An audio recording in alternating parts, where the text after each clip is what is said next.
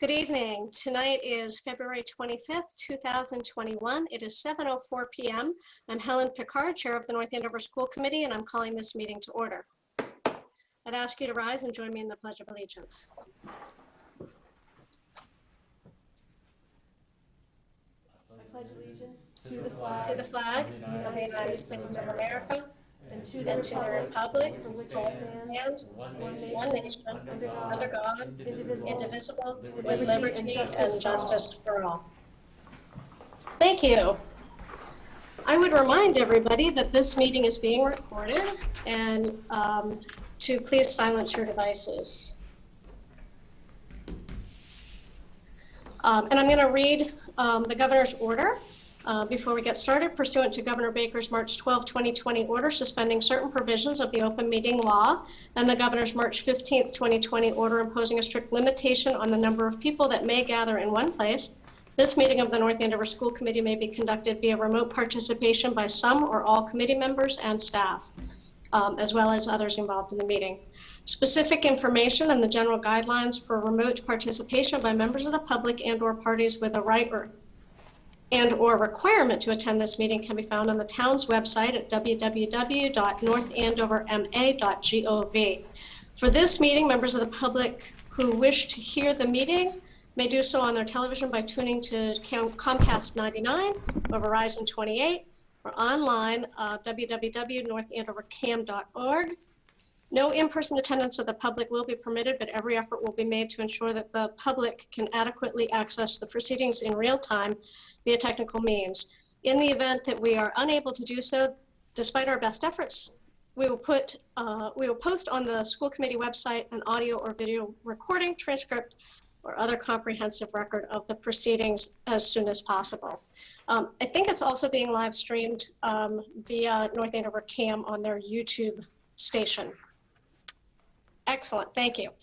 So I want to remind everybody who's in the room to please speak into their microphones, and everyone who's joining remotely to please mute unless you're speaking.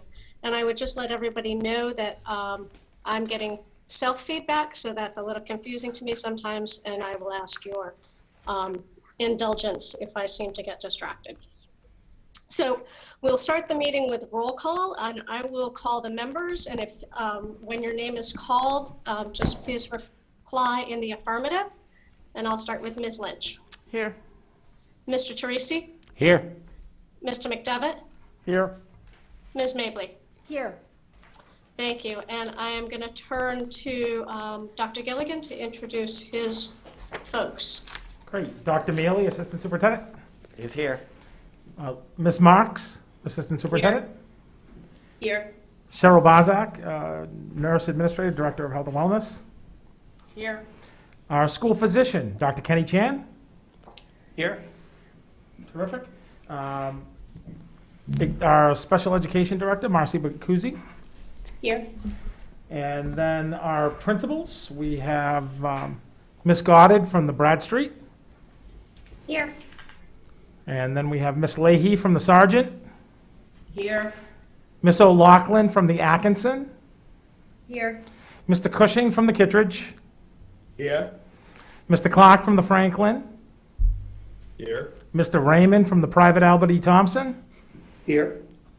Mr. Gonsalves from the North Andover Middle School, Here. and high school principal, Mr. Chet Jackson. Here. All right, I believe I have everyone. And the students. Student. Oh, and our students, we have Eamon and Mika. Here. I'm also here. Terrific. And then also joining us is Student Council President Kate Lovett. Mm-hmm. Hi, Kate. And Student Ambassadors Leader Mia Muse. Hello. Hi, Mia. Awesome. Welcome, and All thanks right. for being here. Is there anyone on the call that we did not call by name? Good, we haven't missed anybody. All right, so our first order of business is public comment. And we do have some folks who want to be called into the meeting to make their comment. We have 3 people who want to call into the meeting, so I'm going to call them now. And then we have, just to let you all know, I think we have 27 or 28 comments that were submitted. And I don't think we're going to get to all of them, but after the call-in ones, I'll just start reading through them. Some of them are quite short, so we'll do our best to get through as many as we can. So if you'll excuse me for a moment, I'm going to call in our first commenter.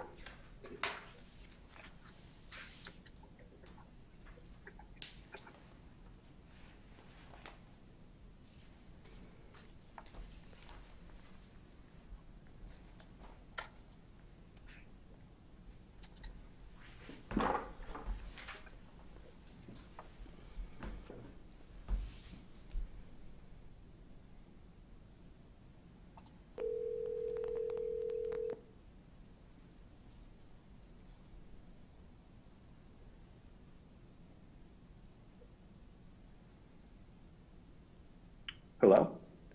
Hello, Mr. Hicks. This is Helen Picard, Chair of the North Andover School Committee, and you are on the line for your public comment. If you can start with your residential address, please. 49 Brad Street Road. Go right ahead. Thank you. As a concerned parent and educator and as a candidate for school committee, I value transparency and open communication. So I believe it is only fair that I share with you my thoughts regarding the safe return of our students to in-person learning. Creating safe and welcoming schools that meet the needs of our students has always been our mandate. How we ensure student needs are met in the current climate requires careful planning.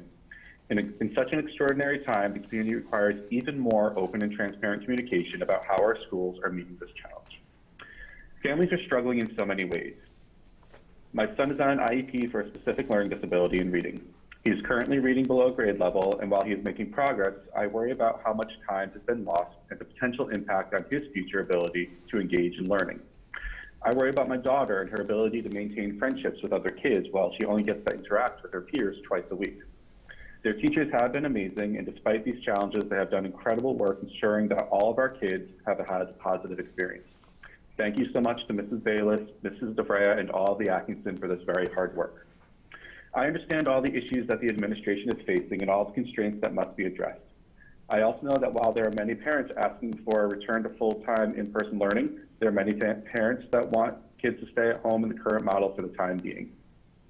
Regardless, all of our families deserve to know more about what comes next. The lack of information and evidence of careful planning has been infuriating. Our next steps must be data-driven and rooted in science and reflect the needs of our community. I am happy tonight that we will learn of a plan and that community feedback will be solicited. I hope that it addresses these important questions. What would it take to reopen our schools for full in-person learning? What are the obstacles prohibiting this move at this time? What potential staffing and space challenges need to be addressed to make this attainable? What specific metrics are being used to measure transmission in schools to determine the transition between models of learning and to return to full-time in-person learning? What further steps can be taken to ensure that faculty and staff are safe and able to receive vaccinations quickly? To be clear, the superintendent and the school committee owe the community answer to these questions. Carefully planning for the future with transparent and open communication is how we can build a better future. Thank you. Thank you, Mr. Hicks. If you can hang up, we will get our next caller in. Thank you.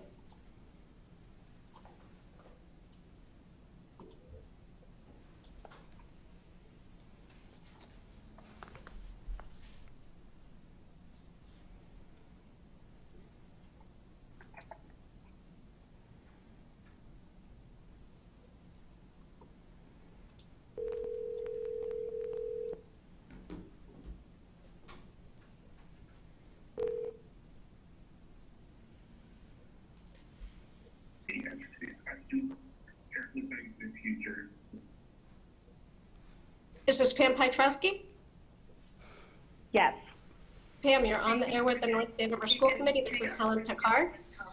Please start with your residential address and you can go straight into your public comment and you'll have 3 minutes. Okay, my address is 73 Pleasant Street.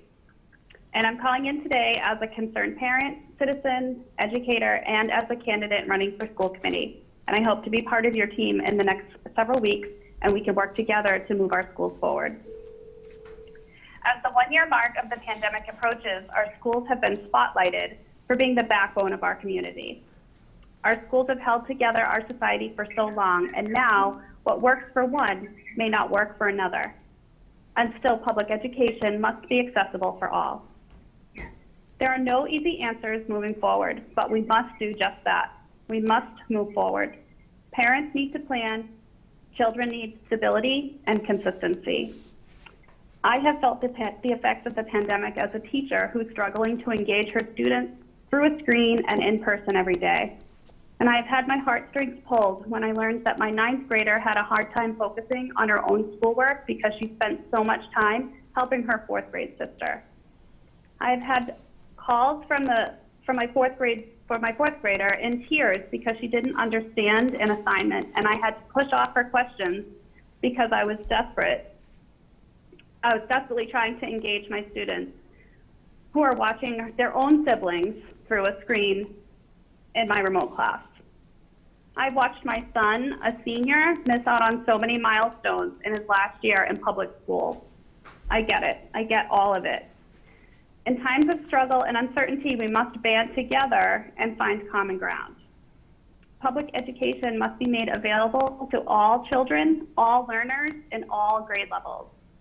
We are stuck between a rock and a hard place with a lack of resources, conflicting information from the state level, and demand for answers from our community members.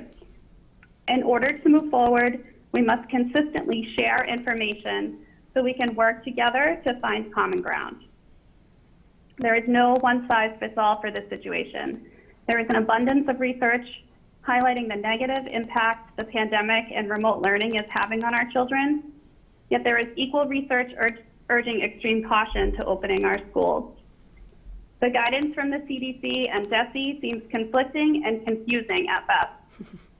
Everyone has different needs, yet so many are depending on our schools to meet those needs.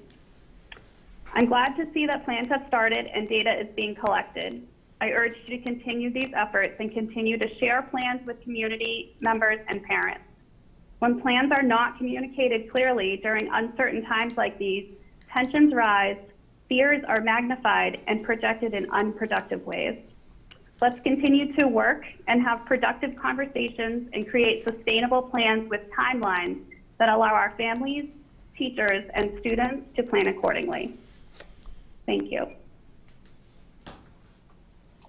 Thank you. If you can hang up the phone now, I will call the next public comment person. Great. Okay, thank you.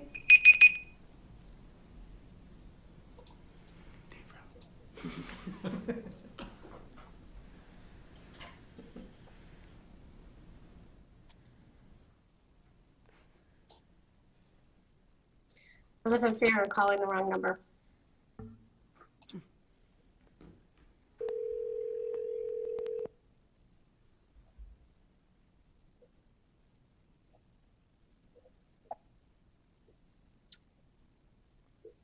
Hello, is this Mr. Brown? It is. Hi. Hi, this is Helen Picard, and you are on the air with the North Andover School Committee, and I would ask you to start with your residential address and go straight into your public comment, and you will have 3 minutes. Thank you. My name is David Brown. I live at 35 Old Farm Road, and I am a candidate for school committee. There's been a great deal of activity this week concerning the state of the schools in North Andover, and there are groups of concerned parents and other residents on social media with the stated goal of getting kids back in school safely as soon as possible. There's multiple petitions circulating and instructing the school committee to get kids back in school full-time. And while clearly these are important goals, parents are upset, and there's ample evidence that real damage is occurring to the children under these conditions. It's been stated many times that you as a committee and the administration of the schools have the same goals of a safe return to school as much and as soon as possible. I'm certain that's true.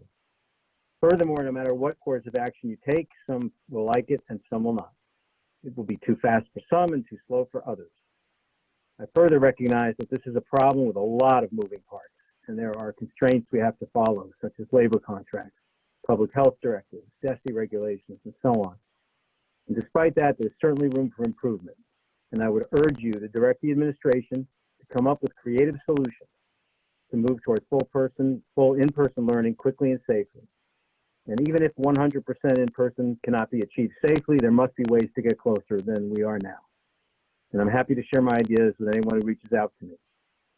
I'm a big believer in public elementary and secondary education. I think it provides the best possible preparation for life as an adult in the real world. All three of my children were educated here in town, kindergarten through 12th grade, the youngest just finishing in 2019. They all did well in our system. We lived through the very tough years of 2006 and 2007, and we were active, my wife and myself, in the efforts to get an override passed so that the schools could recover. And with a lot of work, that effort was successful. As a town, I know we can get through the current crisis, and we will, and if I am fortunate enough to be elected as a school committee member, I will work even harder to see that happen. Once the current crisis is passed, even more hard work lies ahead, and we can't forget that, to address the ongoing needs for improvement. And we definitely should not forget that either. As candidate for public office, I feel I should keep myself as an independent voice in these matters. I participated in the recent public forum that this committee held on January 28th, during which time I pressed the administration for more details on their budgets and planning around addressing COVID learning gaps during the remainder of this school year, as well as going forward, which I believe is critically important. I also participated as a member of the public in the Facilities Planning Subcommittee's recent meetings, where they're addressing the need to increase our capacity in the immediate future. I will continue to make my voice heard by contributing public input at school committee meetings, selectmen's meetings, and any appropriate subcommittee meetings. As a candidate, my pledge is to fairly advocate for all in-town residents, as well as contribute my own expertise to help the district better plan and execute for all students. Thank you. Thank you, Mr. Brown. If you can hang up your phone, then I will get on to reading the public comments that were submitted via the form and via email. It is now 7:21. We started this at about 7:10. So I'll plan to end reading public comment at 7:30. I assume there are going to be some that we don't get to. And what we have done when we've had more public comment submitted via the form is to share that in the minutes, link the information to the minutes. So that will be our plan if we don't get through everything. So the first, and these are just read in the order that they're submitted on the form. Leah Collar of 85 Lancaster Road writes, hello, I'd like to submit public comment on behalf of my hybrid first grader and my hybrid third grader. Sorry, I have to make this wider. In their words, this is why they want to be back in school full time. I think their voices need to be heard, and the innocence in their responses truly reflect how much they miss their normal school routine. On behalf of my Franklin Dragons, please listen and start fighting for the kids and their needs. Routine is a key essential in younger years. My friends even turn from a distance, help nurture their growth and development, and they are being deprived. There is an element of stress in this work they need to do at home without quick access to their teachers that my daughter speaks about that really hit me. She doesn't show it, but it's there in her words. It's time to put the children first and wear masks and proper hygiene to the best of our ability and move forward. Madison, third grade, I want to go back to school 5 days because then I would get to see all my friends in different cohorts. During school at home, I feel stressed because I have questions, and then I have to wait a long time to get help, and then I do not want to finish my work. I miss my friends and my teacher, and I like when I get to see Miss Teacher's name. It says that teacher's name in quotes, even if we wear masks, because I can still see her face enough, and I really just like school better than at home where I have to do everything by myself. MJ, first grade, I want to go to school because I'm bored. I do not like doing schoolwork with my mom. My quote teacher name unquote is fun because she lets us tell her about our day, and I can hear what my friends say. I want to play with my friends every day at recess. I love recess. I do not even like to do my schoolwork at home. I like to get lunch at school, and pizza is my favorite, and my friends like it too. I will get lunch every day at school when I go back in all the time. Thank you, Ms. Collar and children. Our next public comment is from Allison Segool, 23 Forest Street. I would like to submit the following public comment from my children.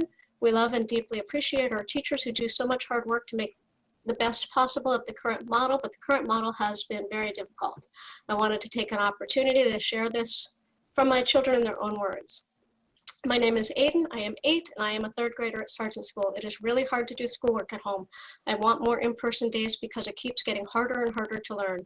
I can't focus, and when I don't understand things, I can't raise my hand and ask my teacher, but I still have to get my work done for the day. When I work from home, I'm bored and I miss school. My hands hurt from clicking so much on the Chromebook, and I am home more than in school. I am home more, but I can't be with my siblings because I have work to do, and there's no fun, only work. I don't like looking at and talking to a screen, and I miss everyone.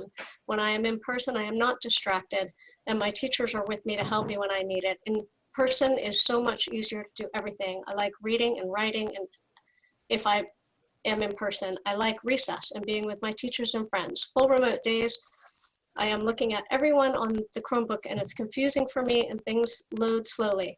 If I need to do school, I want to be in person with my teachers so they can help me and my friends learn together. I love being in person, but it's very hard at home. I want to write better, but that's too hard at home. If I could have school anyway, I would have it in person every day and eat lunch in the cafeteria again. My name is Ava. I am 6 and I am a 1st grader at Sargent School. It is hard learning from home because in person I get to see my teacher and friends, but at home I can't. School from home is hard. I can't talk to my teachers. I have to do all my work alone on the screen, and my brothers distract me. In person, I can see the board and understand the work. In person, I am happy to see everyone. We all learn together. My friends and I get to work with each other and play at recess. I love learning and reading, but doing it on the computer alone is hard for me, and it makes me not like it. I'm sad when I'm home and I have work. I could have school anyway. I would make every day an in-person day, make sure everyone got the same amount of attention, and make school and recess longer. The next comment is from Hayden McAdoo of 278 Waverly Road in North Andover. Hayden is in 2nd grade, 7 years old. It's not fun that I can't go to school 5 days a week anymore. I can't see all my friends anymore because more than half are in the other cohort. It's not fun doing schoolwork from home because it takes longer. There are so many things I need to do because I don't have a teacher to help me with it and at home, and sometimes I get confused. My mom has to work from home. We also need to drive during the day to my brother's appointments. This makes it harder for me to do my work. There are so many things to do on the days I am home, and I feel stressed, especially on Sunday nights, knowing I need to get it all done in time to be able to go to dance school. And then it's dinner and bed. My day would be less stressful if I didn't have school at home. I also miss seeing my teacher. We had 2 snow days and a substitute. I just feel like the world doesn't want me to go to school. I feel really sad. The next comment is from David Evangelista, 28 Morningside Lane, and it reads, the parents and children of North Andover are becoming increasingly frustrated by the lack of progress being made by the school committee and the administration towards getting students back in the classroom full time. Equally as frustrating is the complete lack of plan and transparency. This leads to rumors, assumptions, and anger. Tonight, we peacefully demonstrate outside your meeting in hopes of raising more awareness of our concerns. We demand a plan and transparency going forward. It is disturbing to watch other districts present plans, move forward with opening, and work towards a common goal while North Andover sits idle. This must change immediately if we truly want the best for our children and educators. The following parents will go on record supporting these concerns, and there's a list of 122 names if I counted correctly. I will not read those all for the point of time here. It's 7:28. I'm gonna keep going. This is from the North Andover Public Schools Music Department at 495 Main Street. Dear school committee members, we, the undersigned members of the North Andover Public School Music Department, are writing to you regarding our current restrictions on indoor singing and musical theater activities in Massachusetts public schools. Current DESE guidelines do not allow singing to take place indoors under any circumstances. The playing of instruments has been permitted indoors using masks, distancing, and time limits since October. Recently, the MIAA approved football and cheerleading to begin. It's disconcerting to see high contact sports to be allowed to proceed while singers must remain silent. We respectfully request that the school committee send a letter to the DESE Commissioner Jeff Riley supporting vocal music and performing students, as well as their teachers in their efforts to ease restrictions so that singing can safely take place indoors. A recent performing arts aerosol study was conducted by the University of Colorado, indicating that singers emit the same amount of aerosol as wind and brass instruments. We believe we can safely sing using the same precautions instrument classes are using as recommended by the Colorado study. We believe that allowing singing indoors is the best last piece of what would be considered normal in this difficult school year, aside from reopening in full. Our music program is a source of tremendous pride within North Andover, and we should be treated as such. Our students have missed out on concerts, competitions, and the camaraderie of rehearsals both in and out of school, and the joy of making music together. We believe that with your support as a committee and the support of the school committees across the state, we will be more successful in advocating for timely change. March is Music in Our Schools Month, and we would like nothing more than to celebrate accordingly in our schools. Respectfully submitted, and it's Andrea Liakos, Chris Nelson, Matt Inos, Emily McDougall, Hannah Honzinski, and Sarah Durkin, and Justin Smalley. Where are we? It's 7:30. I'm on comment number 9, and there are 20 some. There are a number of comments from students with a lot of different points of view, but I feel that we need to move on with our work of the evening. So unless I hear some objection from the school committee members, we will move on to the next. And I will share this document with the school committee members, and as I say, it will be attached to our minutes. Hearing no objections, I'm moving on to the consent agenda, which is the approval of minutes from February 4th, and I would entertain a motion to accept the minutes as presented in the packet.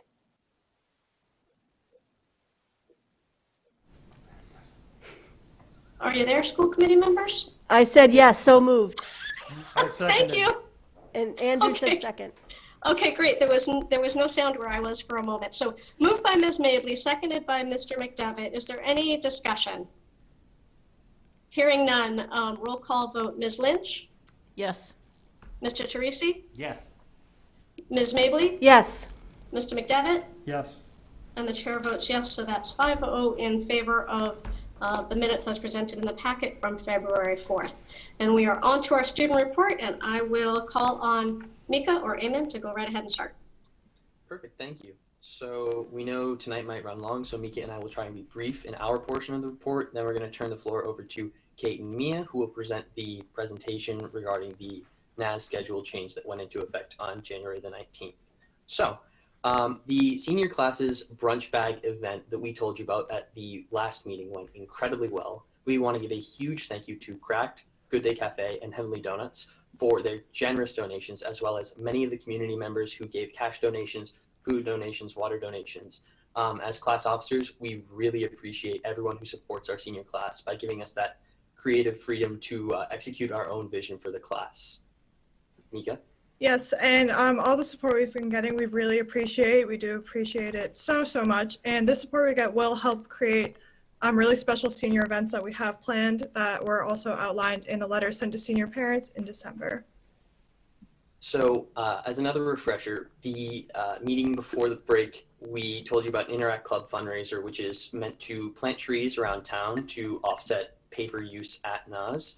As of yesterday, they had sold 151 trees at $5 each, which puts them within 100 trees of their goal. So go out and buy some more if you guys want. There's plenty of time to still do that. In addition to that, the junior class at the high school is holding a raffle fundraiser. So you have like a calendar with different dates on it. There are all sorts of businesses from around town that have donated gift cards and other sorts of prizes to this raffle. And then you can pay for a one-time entry ticket or an unlimited entry ticket. And all of this money will go to will go towards the senior events for the junior class next year. Mika. Yes, additionally, the NAS Black Student Union has been selling shirts for $15 during Black History Month and have also been raising awareness of prominent Black Americans by highlighting their achievements and their historical importance via morning announcements at the high school. Additionally, Mr. North Andover signups do run through this weekend, and this year the annual show will be held virtually. And finally, we just want to give the floor over to both our friends and fellow senior leaders, Kate Levitt and Mia Muse, They're going to be presenting the findings of the recent survey that was given out to the students at the high school, as mentioned by Eamon earlier.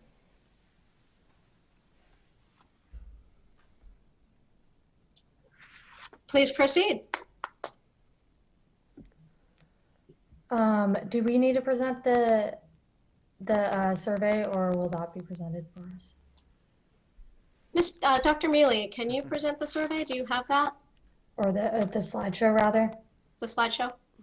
Let me see. If you don't have it, I do have it. I think they sent it last night. I'm not sure if you were on there. I don't think I was. You might want to present that, I got Mrs. it. Picard. I don't know if Dr. Mealy has a copy. Yep, I got it. We have a printed copy here, but we didn't. Right. All right. Can you see it? Yes. Right, and I don't know how to do all the magic stuff to make it look better. Is that good enough? Yeah. We can if see you it. click present, it'll just come in full screen, but that's fine. Okay. Click what? So I'm Kate Lovett. I'm a senior at NAS and I'm student council president. So at the end of January, student council and student ambassadors worked together to create a survey regarding the new schedule. And it was given to students at the start of February. And then we analyzed the results over February break and presented them to Mr. Jackson yesterday. And Mr. Jackson presented them to the rest of the staff and faculty.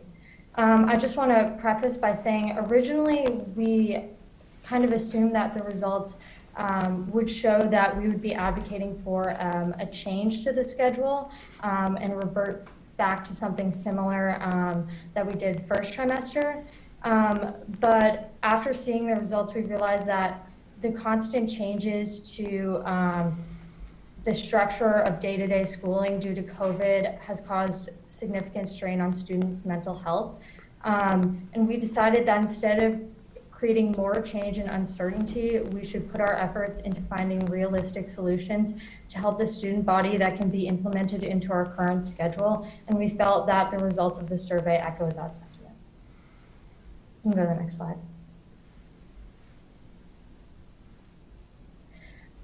So we had 854 responses, which is the majority of the student body, and it was pretty evenly split among grades. You can go to the next slide. So in regards to if teachers were already having asynchronous meets, Google Meets on asynchronous days, so when students were at home, if teachers were live streaming in any capacity, about 77% of students weren't doing those meets.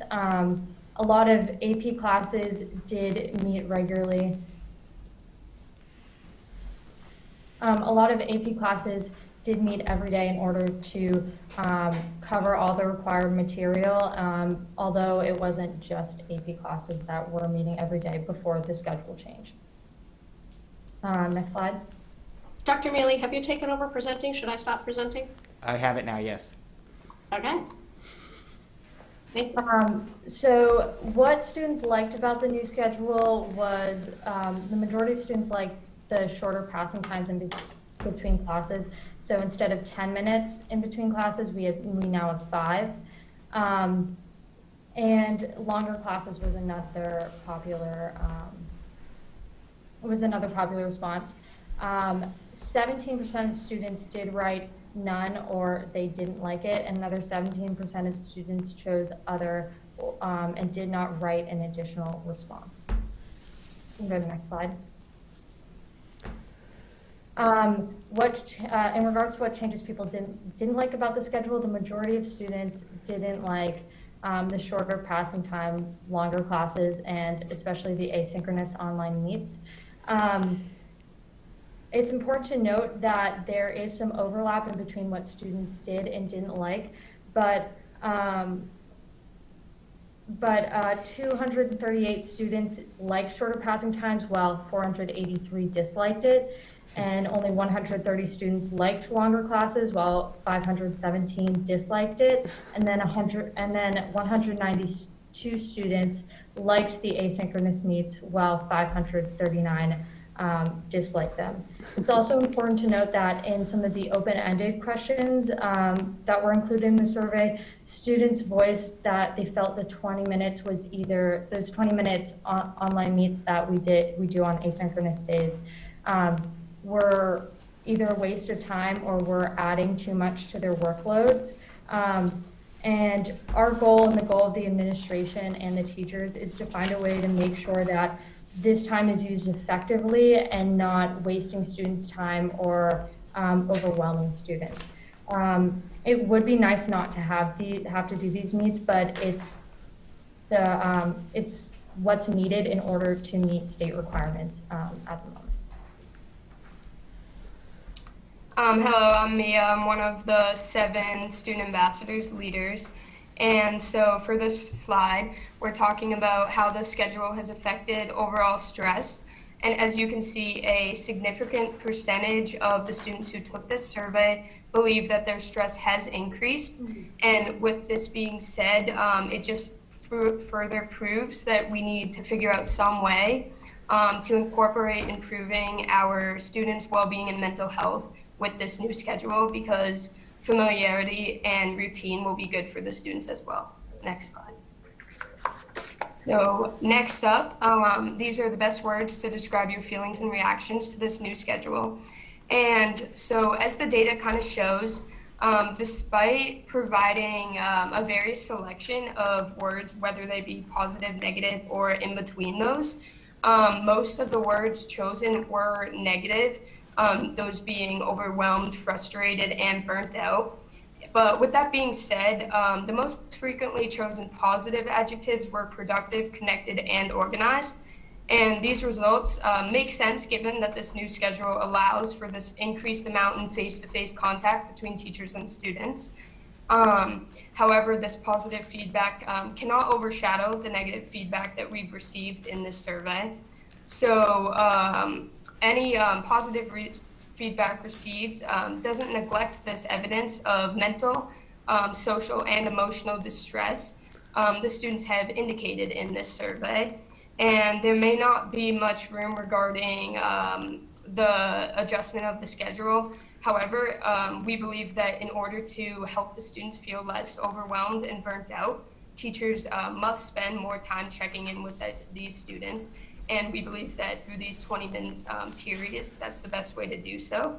And they should also give students more time to complete assignments and be more lenient with due dates, if possible, obviously. And although these are small but important actions that the teachers must take in order to improve the connection between the students and teachers and the well-being of the students overall.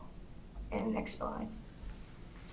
So for our summary of this entire survey, we have realized that there has been an overwhelming decline of students' mental health during this pandemic and during this new schedule. So the lack of socialization and the converting the asynchronous into 20 minutes have contributed to this decline in mental health. However, we also believe that this routine is very important for students to build our mental health back up. So that's why we would like to find ways to utilize the schedule and create a plan to better the students' mental health with the schedule. And next slide. I don't know if there is a next slide. Oh, Dr. Mealy, I'm getting a report that the slides are blurry online, so I just want to interrupt for a second. I don't know, Nick Ham, if you can do anything to help us out to clarify the slides online. They're very clear in here, so. They're clear from me looking here as well. I assume we'll post them online as well, correct? They're linked Okay. to the agenda. Oh, are they linked? Okay, Yep. perfect. Yeah, thank you. Okay, so for our solutions that we've learned kind of from this entire survey, we've decided that our new goal is to find ways to improve students' well-being and mental health in this new schedule. And a couple methods to completing this goal is we want to turn this 20 minutes into more of a social activity, kind of where group work is encouraged and students can kind of connect between the teachers and other students. We also believe that just an example of this would be choosing their own breakout rooms. And another thing that we've kind of seen through the high school students' opinions is that they'd want snow days to be more of a mental health day rather than having remote class, but that's something that would need to be further discussed. And so our biggest solution with this new schedule and building up student mental health is to develop a strategic approach for the teachers to use when we conduct these 20-minute time blocks. And in the survey, we gathered student recommendations. For example, do nows, mental health check-ins, group work, review, and most importantly, we've learned that students do not want new material during these 20 minutes just for the sake of the best learning environment they can achieve. And so overall, based off this survey, we, the student leadership groups, want to focus on the mental health of our student population and utilize the schedule to create a productive learning environment that will produce less stress. And we believe that these 20-minute periods give us the best opportunity to reconnect students with learning. And therefore, with this survey in mind, we are going to use the solutions that we just discussed in an attempt to better the students' mental health and learning in all our schools. And that's all we have. Thank you ever so much. That was really comprehensive, and I would give the opportunity to my colleagues to ask any questions or make any comments that they would like. And I'll start with Ms. Lynch. That was really well done. I'm very impressed. Thank you for that information. Was it your sense that the positive responses were genuine? I'm just trying to reconcile the answers being the same. I understand more students answered in the negative. What was your sense on are they feeling positive to be back in school? Or just frustrated because they want to be more? What do you attribute that to? I think that everyone who answered the survey answered very genuinely, and I think students are just more looking for kind of a routine, and it's kind of a mixed bag. Some students are happy to be in school. Some students, it works for them. What a lot of people liked, or not a lot of people, but there were a handful of people who liked that it created more of a routine during their school days, during their asynchronous days, while some people liked having independence. So it's different for everyone, but the majority of it was negative. Thank you. Thanks for doing that. And Mr. Teresi. No questions, but thank you, Kathleen and Mia. Nice job, nice presentation. Thank you. Mr. McDevitt. Just a couple of quick points, and I'm not sure that you can necessarily tell this right now, but when you talked about the students who were overwhelmed and frustrated and feeling a little bit more burnt out, was that when they were remote? Was there a bigger impact when they were having to connect in to those classes, and that kind of added to that, or was it more with being in person and having students connect in, or is it just really kind of everything? So we kind of believe that routine played a significant effect in that, and with the new schedule, kids had to get used to this whole way of learning, and also a lot of teachers had to find strategies within these 20 minutes. So we think that just everyone had to kind of get more used to the schedule, and that kind of created a more negative theme in the survey. Okay. And then go ahead. Sorry. Just to add to what Mia said, a lot of students felt that with those 20 minutes, they were being assigned more work because they would have to do a whole lesson and then get homework from that on top of the asynchronous work they already had to do. And then it would also take away the time they had to do that asynchronous work, because now they have 20 minutes less because they're sitting on that 20-minute meet. So that was why one of our suggestions was no new material or lessons during that 20 minutes, just so students aren't getting more information on top of the homework and stuff they already have to do. Yep. Thank you, Kate. I think that was a really good clarification, and I know both of my sons kind of echo that as well with how that is. The other point I'm just going to make is, I think you guys did a great job and a fantastic job, and whatever the number is, 60-65% of the student population responded. So, I think it's really fantastic to hear this. Some of these numbers, are certainly not, what we want to hear about our students, but it's important that we hear them and that we make changes and modifications to do that. And I think the best piece about this is you guys could have come and kind of just presented what was here, but I think it was maybe your last 1 and 2 slides said, here are suggestions that we can do in order to make changes and to make that 20 minutes a little bit more meaningful and a little bit more valuable for all of our classmates in the mental health. And I know Mr. Jackson is here as well, so I hope that he and his leadership team really hear that and can start to put that into play. Thank you. Thank you. Ms. Mabley. So Mr. McDevitt, in his last 3 minutes of speaking, said what I was going to say. So I will endorse that. I really appreciated the final 2 slides in particular. You gave ideas for solutions, and the idea that working in partnership with your teachers and your other student colleagues to help make the experience improve and work with what you're being dealt at this moment is really well done by you all. So thank you. Thank you, Ms. Mabley. I have a general question that wasn't necessarily in your survey, but I wonder, are you finding that the students are joining these meets with face into the meet, or is it just an initial on the screen? And I wonder, as a student, how you're interacting with the folks that are remote, and are you seeing just an initial, or are you seeing a face?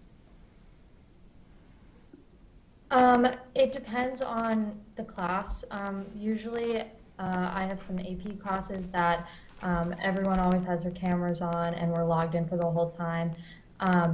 I think one of the solutions to that, though, and to make those 20 minutes a little more social, is to encourage breakout rooms instead of just kind of sitting and like watching the teacher give a lesson or a lecture. And then another important piece of that to breakout rooms is being able to choose your breakout room to and like be with your friends.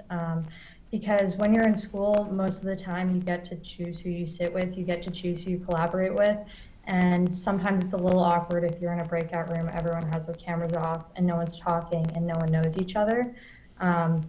So most of us have been going to school together for a long time, so we have like friends and stuff we'd like to collaborate with. And I know my experience is definitely better when I get to be in breakout rooms and work with my friends. And I know that's what a lot of people are missing from school. Thank you. I find that very helpful. I wonder if you have any intention of a follow-up survey to see, if things improve, or if you're going to be having your ear to the ground, or what you think your next steps might be. Well, our first step was probably with that solutions slide. We really want to kind of build a list to share with the students and the teachers and how we can make those 20 minutes work. And then after we kind of use those survey results to kind of create a plan and go out with those solutions, then in a couple weeks, we can definitely look into sending out another survey. I mean, it may not be helpful, but it might be helpful, maybe in a month or two.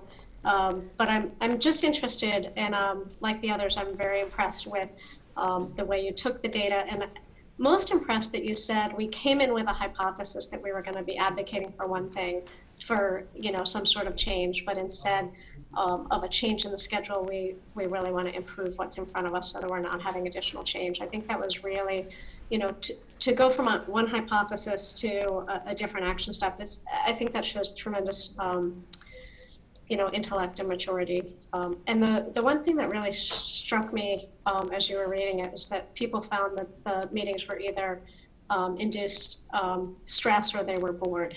And that just seems like the two opposite ends, or maybe boredom's a psych response to stress, right? I'm checked out. I'm going to be bored rather than taking this in as stressful. So I thank you all very much for coming. I thank you for providing that information, and I'm sure Mr. Jackson is going to take that back, and I'm sure the teachers are going to be appreciative of that feedback.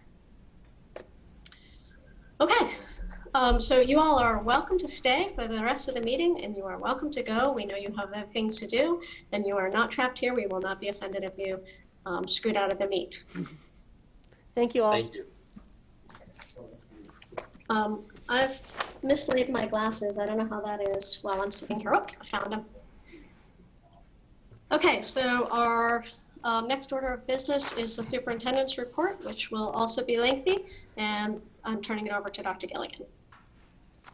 Ms. Picard, thank you so much, and great job by the students. Terrific perspective and insight. Tonight's Superintendent's Report will include information from our school physician, Dr. Chan, who recently met with our public schools to discuss a return to school and mental health, and he'll be providing his thoughts tonight.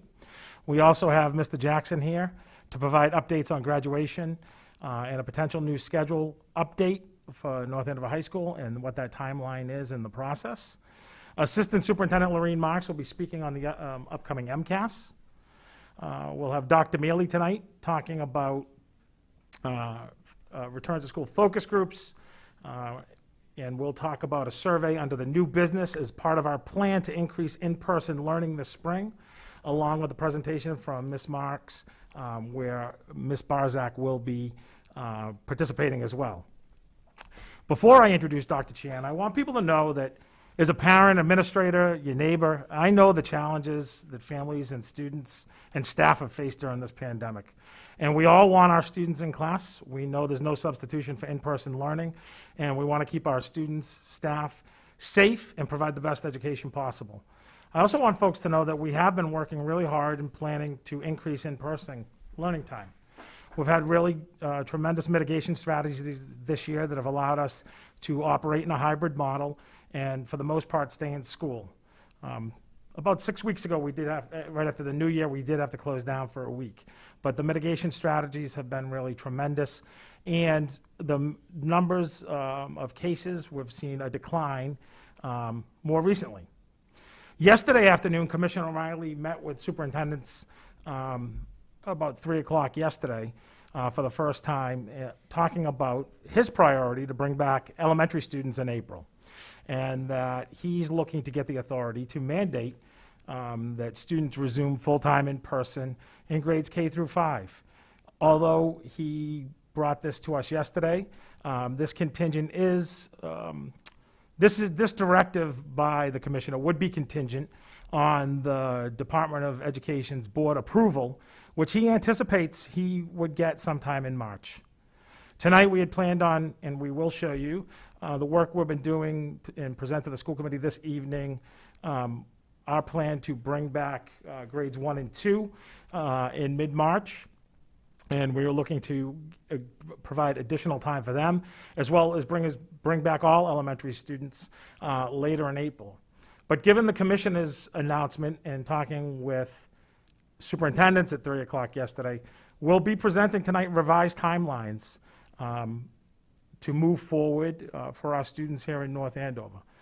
So I want you to know that during the next few weeks, we're going to continue to work as an administrative team. And I don't want to give away the whole presentation. I can do that sometimes. We'll talk about the survey, the challenges we face, because the priority is to bring back our elementary kids to in-person learning. There's no substitute for it. Although the commissioner is putting an emphasis on elementary and has no specific timeline or thoughts just yet on secondary, 6 through 12, that's something he anticipates doing in the future. It's also something that we'll continue to look at. So we have been planning. We have work to do, and we realize the challenges that folks have faced, and we want what's best for our kids here in North Andover is to educate them and keep them and our staff safe, but also provide the best education possible and look to increase in-person learning opportunities, which we will talk about in a presentation later, and also provide a timeline of what that looks like. That being said, I would like to introduce our school physician, Dr. Chan, who just recently met with North Andover Public Schools and Andover Public Schools in a joint meeting. Good evening, everyone. Hi. Yes, I'm the North Andover School physician. We had a nice, productive meeting yesterday with the Andover representatives from the Andover and the North Andover Public Schools. This was initiated by some. We lost you. We've lost your audio. Yep. He's not muted, but How his about audio now? got lost. How's that now? Yep, we can hear you now. Yeah, so since the fall school openings, we've noticed, as all of you have as well, a tremendous amount of stress taken on by the kids that we see in our office. So we've noticed, parents calling us with concerns over their mental health, kids having more issues with depression and anxiety, referrals made for therapists, and an increase in prescriptions for anti-anxiety and antidepressant medications. Other things we've been noticing too are some issues with eating, with the lack of structure at home. We're finding that quite a few kids are gaining a bit too much weight as well. Back in when we started the school year, I feel that the schools, Andover and North Andover particularly, have done a good job. Back then in September, the beginning of the school year, not much was known at that time. So all of the measures that have been taken to develop your current system, I feel was appropriate. Since then, though, I think this is a perfect time to talk further about what we can do to make things better for them now that we see some negative effects, but we also have seen some really good things that have been done in the schools. The main thing being everyone should be congratulated about the safe environment that they provided for everyone in the schools, children and adults alike. There's plenty of data to show now that in-school transmission of COVID-19 is low compared to rates of kids getting it outside of the school. So student-to-student transmission, student-to-teacher, and teacher-to-student transmission has been low. And now we're seeing obviously some vaccination efforts are starting to become successful. Hopefully we can get our teachers vaccinated soon as well. And we're seeing lowering rates of transmission. And now we have the data to show that our current efforts have kept in-school transmission to be low. So it seems like a great time to talk about what more can we do. And we're seeing this in our communities. And it's great to see this discourse now. This is typically the way it works, right?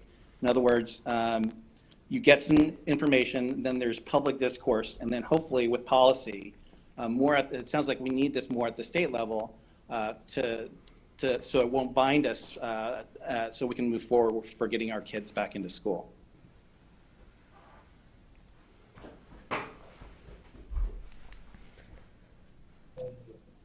So, Dr. Gilligan, are you anticipating that this is an opportunity for our school committee members to ask any questions of Dr. Chan, or do you want to continue your presentation and we'll hold our questions? How do you want this to go? Absolutely an opportunity to ask any questions that you may have of Dr. Chan, and we'll ask Dr. Chan to stay around for our presentation in case anything else comes up. Okay, so I'll start with Ms. Lynch. Yes, thank you. Do you believe it's safe at 3 feet, fully masked and all that, for the kids to come back? So the major things that have been suggested are mask wearing, social distancing, washing hands. It seems like out of all those, mitigation efforts, the separation is probably the least impactful of the three.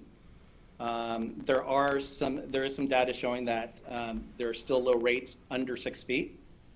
So while it seems like it's safe, we need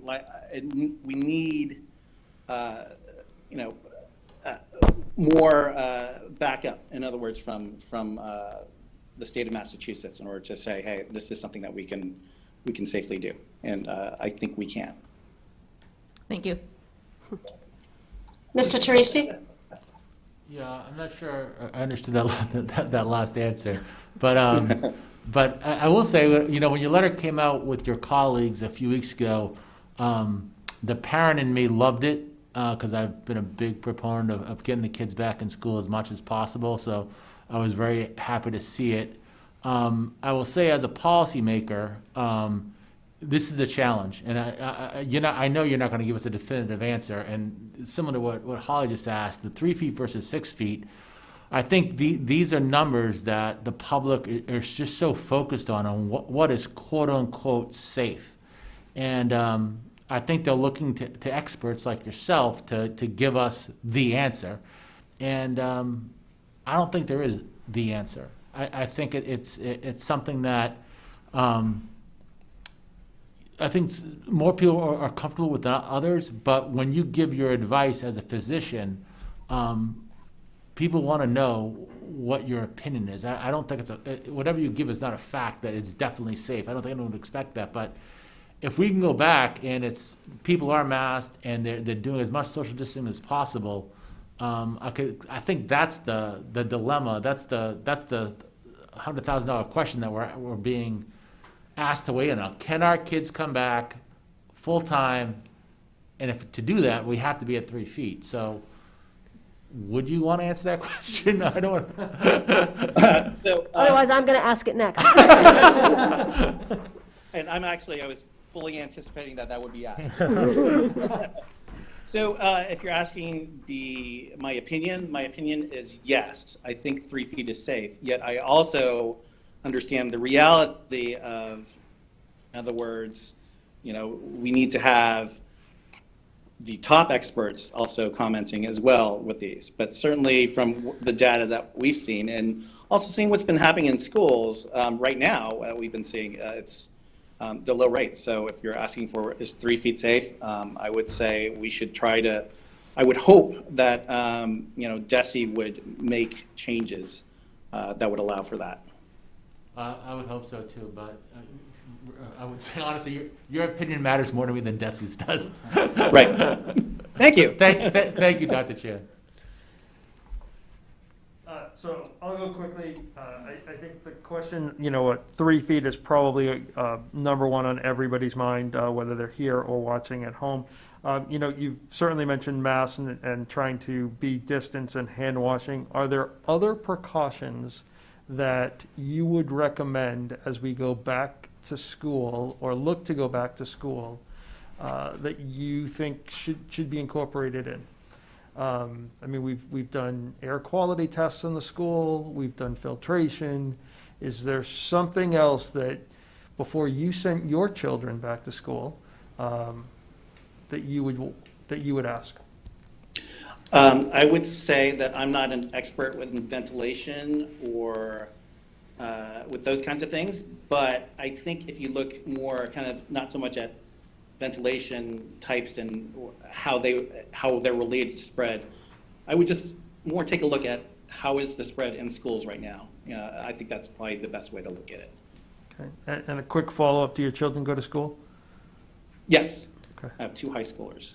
Okay, thank you. Okay, so I have several questions. Some have kind of already been asked, but your opinion is helpful. Thank you very much. For people, though, who are looking for, I mean, we can go and find any documentation, article, research to support any point of view that any of us have. It's what people have been doing, right? So are there resources, you don't have to give them to us now, but it might be helpful if we had resources of articles or research or things that you could point to that are supporting why you feel that the 3 feet will be okay, because I think people who are nervous about that are looking for comfort. And if we remember being in this room back in September when we made our decision to do hybrid, people were super afraid to go at 6 feet. And we did it, and it's panned out pretty well for people who did it, right? So I think we have another hurdle of nervousness, and we're needing to find ways to make people feel more comfortable. And I know the CDC just came out with some new stuff at the beginning of February. I can't actually find answers to basic stuff like 3 foot, 6 foot there. Have they weighed in on this issue? Do you know? So I'd have to take a closer look at some of the studies done. I think the American Academy of Pediatrics has put out some studies, I think the most well-known one being in Wisconsin. I'd have to take a closer look at those numbers with regards to if it was 6 feet or 3 feet. I don't want to make a comment unless I know for sure. Right. But I think there is data out there. But I would say most schools are, because CDC has said 6 feet. You might have some school systems out there who didn't do that, and I'm happy to be a resource and look that up for you guys and give you my comments on that. I just think it would help people Yes, in absolutely. general.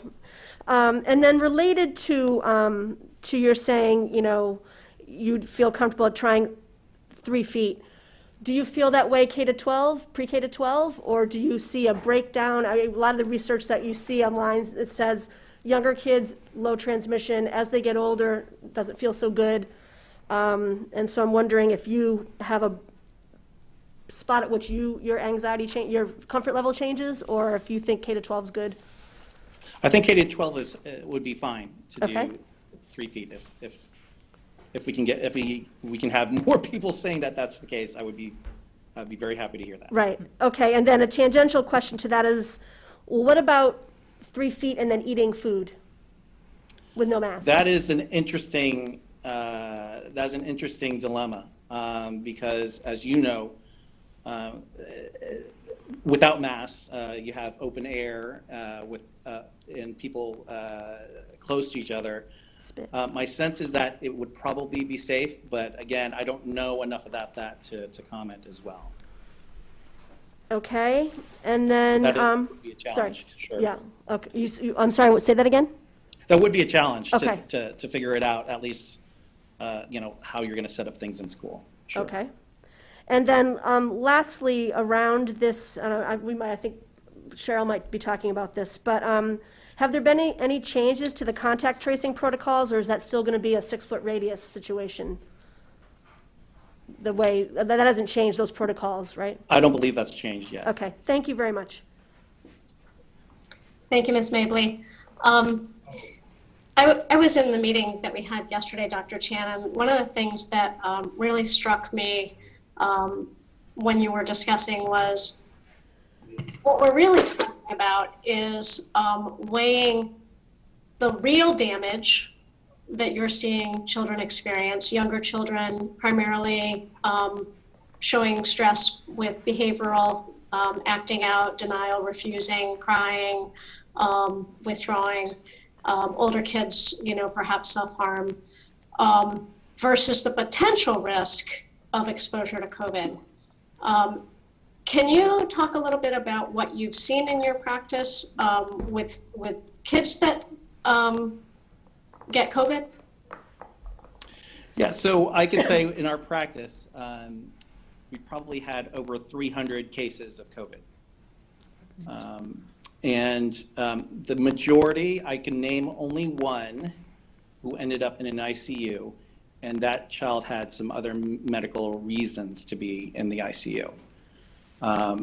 The vast majority had minimal to no symptoms. That tended to be the younger children. The teenagers tended to have more symptoms. As far as any Long-term effects on them specifically, the only thing that's been rather interesting for us is that the loss of smell and loss of taste in some has lingered for months. Other unknown issue that we're being asked to assess that for athletes going into sports after having COVID, are they at any risk? Because we know that there are some effects on the heart. That's somewhat of an unknown right now. The main reason why we're trying to get these kids seen is to really prevent spread. They tend to be less symptomatic. They tend to be less infectious. But if they were to infect adults, then that would be more serious. So I know you're a pediatrician, so you wouldn't necessarily follow, but you might be informed from your patients if, of those 300, their parents and older siblings and grandparents and everybody was getting sick from those children and that contact tracing. Is that information that you have at all? That is information that we have, I would say, have anecdotally, yes. So I have lots of conversations. The predominant scenario is we get a call from a parent who says their child's been exposed. So we assess the risk. If it's likely that that they might have it. Oftentimes we're not even seeing them in the office. We're seeing them outdoors and testing them outdoors. If it is a little bit less likely or they don't have symptoms, then we will still see them. We do testing. We send our results to the Department of Public Health with those results. So are you finding that the children that you see who have it are passing it on to the adults in their life? So we are seeing some, but it seems to me that there is more parent to child transmission than the other way around. Okay, that makes sense. And then talking about one of the mitigating things is cohorts. So a classroom is a cohort in an elementary school. At the high school, of course, there's no cohorts. So kids are, whatever, with 100 or 150 kids a day. What are your feelings around that? What are your thoughts around that? So I think we're dealing with moving targets here. We have lots of really encouraging information about vaccinations and with people, rates of COVID infection going down. And we're finding that schools are not so much of an issue, at least with our current situation of transmission. When you're putting them into, if we're considering a model where you're putting them closer together into cohorts, the big question is, well, when you have somebody who does come down with COVID, you're going to end up having to quarantine a larger amount of people. So, how that all fits in this big equation, it's a little bit hard to assess because, while things are getting better in one, this may be potentially a problem. So you could argue it either way. You could say, yes, this could be a problem. If we had, another surge like we did, back in November, December, this would not work. But with vaccinations, with the low rates that we know are pretty, things are going well with that. I would think that, that's something that we should at least try to see how it goes. Yeah, I'm not sure how vaccinations play into high school students because I don't think that they're eligible for vaccinations. Yeah, so most of the people on the call are not yet. I'm referring mostly to teachers at this point. I see. Okay. All right. Thank you. That's helpful. And I would just say, Ms. Mabley, you were asking about CDC. When I looked at the CDC guidelines just a couple of days ago, and I know things, today feels like a dramatically different world than it was Monday before Desi made some changes. The guidance to teachers in setting up classrooms was put your desks 6 feet apart and have them all facing forward. So it seems that the CDC guidance is still 6-foot distancing, and the American Academy of Pediatrics and DESE seem to be giving us the 3 foot, and the WHO is giving us the 1 meter. So it's challenging, as Ms. Madeley said, follow the science. Well, which science do you want to follow? It's challenging. So thank you, and I appreciate you sticking around. And I will go back to Dr. Gilligan. You can lead us forward. Certainly, before we move on to the next part, I think it's really important just to mention, what DESE is. They're really looking, Dr. Chan, for that phased approach, with elementary being the first priority. They realize that there are different local boards with recommendations, Mass DPH, we meet with weekly with different recommendations, CDC with different recommendations, WHO, and obviously you as our school physician. But they're looking to take this phased approach, and that's what we'll be talking about tonight with the youngest kids coming in. So let's see here, if I go back to the superintendent's report. Next up, and Dr. Chan, if you could stick around for our presentation and our timeline, it would be terrific. Dr. Gilligan, did you have anything from Brian LaGrasse? I know he has another meeting tonight, but did he give you anything to bring to us? So we meet weekly with Brian, and he'll be available next week. He has had recommendations at 6 feet. That said, I think Dr. Chan pointed out a few things about the American Academy of Pediatrics.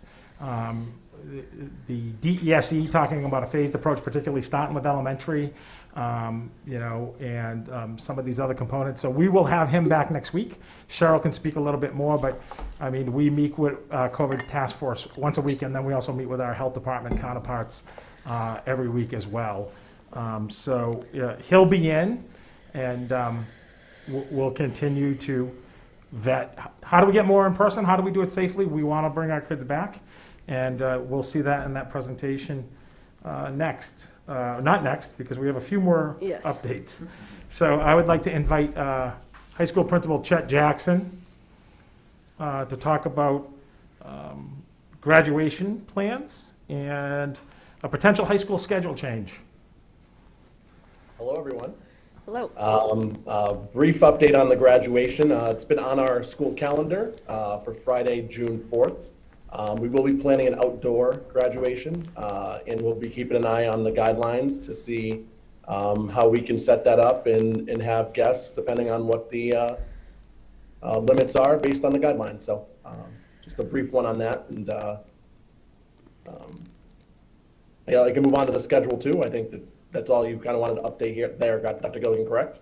Yeah, just I think a big one was on the graduation. I know when I go places, folks have asked, are we going to have a graduation this year? Is it going to be outdoors? Are we going to be able to do a live in person? And that's exciting to hear, Mr. Jackson, that's what we're planning for. Yeah. And I did have a slide together. I don't know if Dr. Mealy has it on the timeline for the new high school schedule. Yep, just give me a second. No problem. We're not done yet.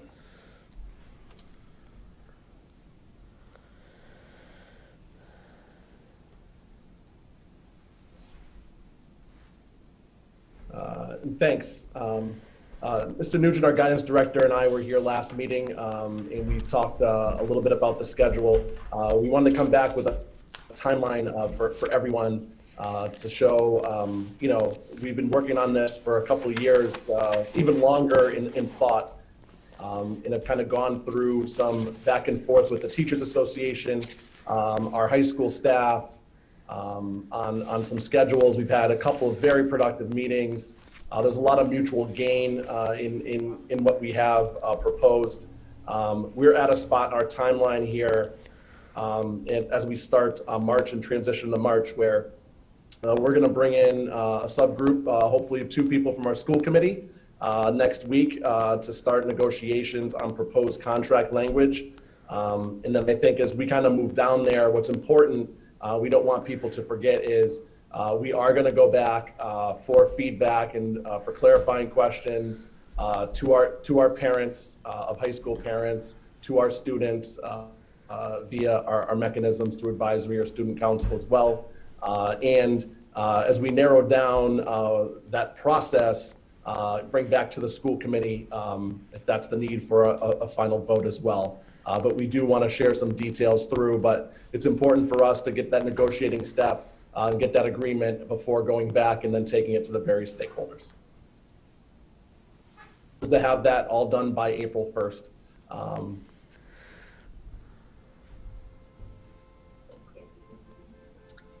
Is it time for any questions from the committee? Ms. Lynch? I don't have any questions, thanks. Mr. Teresi? No, thank you, Mr. Jackson. You're welcome. Mr. McDevitt? None right now. Ms. Mably? All set, thank you. Okay, that's the jackpot. You get 5-0. You don't have any questions right now. Thank you, that's really helpful to us. That's an aggressive timeline, and it's tremendous to me that we're able to be working on this kind of work while we're simultaneously working on the COVID pandemic crisis that we've been managing all year. So this is really exciting about the high school. Thank you very much, Dr. Gilligan. Yes, so I would like to ask Assistant Superintendent Ms. Marks to talk about MCAS and an MCAS update. All right. Good evening. Just a quick update on MCAS. DESE has been preparing for MCAS administration with a qualifier that they needed to watch the virus trajectory and the federal government mandates. Earlier this week, the federal government did say that testing must occur. So our tests in grades 3 through 8 will be shorter, won't take as much time away from classroom instruction. And the tests will be used for collecting data on student performance to help inform instruction, to give us and the state a better idea of where our students are. They will not be used for accountability this year. There's also some discussion, as we know, we have students who are in our remote program, our OLA program. So there is some discussion on allowing grades 3 through 8 to take the MCAS remotely if they're in the OLA program. I don't believe that that is going to be an option for grade 10. No final decision has been made on that yet, but those conversations have been broached. So just a quick review of testing dates. Grades 3 through 8, ELA will be sometime between April 5th and May 7th. Math will be between April 26th and May 28th. And science and technology for grades 5 and 8 will be between April 27th and May 28th. The high school ELA and math tests will be between May 10th and May 27th. Again, like last year, there will be a modified competency determination for the class of 2021.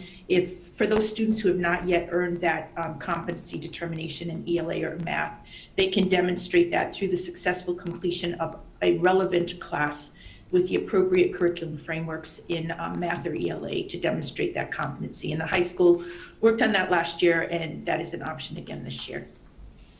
So that is a quick update on MCAS. Are there any questions from the committee, starting with Ms. Lynch? No, thank you. Mr. Teresi? Just one quick question, Ms. Marks. When do those dates become more? I mean, there's a big wide range there. When do they become more definitive? The high school principal and the elementary and middle school principals will be setting those dates soon, and that information will go out to parents, just as it has in past years. So that will remain the same. Okay. Thank you. Mr. McDevitt? Yeah, it's an interesting coincidence that those dates coincide with their push to have students returning back to school. But my question is, I know that a number of school committees members, there's a listserv, and we've contacted representatives that were not necessarily in favor of this. What if we don't take it? What if we don't do it? I don't know. I know that parents have an option to opt out. I don't know that school districts have an option to opt out. So how many parents need to opt out in order for, I mean, I'm just curious. I mean, Yeah, no, interesting. I could probably count 500 parents in a second who would say, I don't care about MCAS, and personally, I don't either. Yeah, Mr. McDevitt. So I think one of the things over the years is, under the federal education law, it requires each state to do this. The commissioner hasn't indicated anything about necessarily relief other than some different types of testing. Ms. Marks, I believe there's not an official opt-out because that's not allowed. And it's over the years it's counted against districts. But over the years, the state has had kids who just didn't take the test, and they knew that. And, you know, so districts knew that there were kids that were not going to take the test. So, you know, the impact is something, Mr. McDevitt, we could ask, certainly DESE, to get more information about what are the specific ramifications for our district in terms of, you know, is there a threshold percentage that we have to complete, et cetera. Okay, that'd be interesting to know. Thank you. Yeah. Ms. They haven't Mabley? provided any information on that at this point. Thank you. Ms. Mabley? Yes, so we've gotten some letters, at least I have, I'm sure all of us have, that's come through an organization. You can tell it's a letter that's been the same from various people saying, please don't have the test. But one thing it does talk about is the weeks lost teaching to the test. And as far as I can recall, you haven't taught to the MCAS test, taught to prepare for the MCAS test, change your curriculum to teach for that test in years. Is that correct?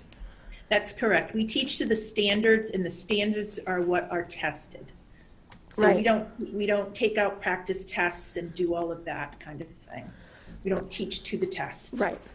And then the only other comment I guess to make, so this test would be totally different from any MCASs in the past. And so while it might give us a little bit of anecdotal data about how kids are doing or not doing, you certainly can't compare it year to year. It's really invaluable or not valuable in and of itself, other than kid by kid to see if you can find out a little bit of something about each kid. It's not going to help you see how education or curricula or anything has improved kids' learning.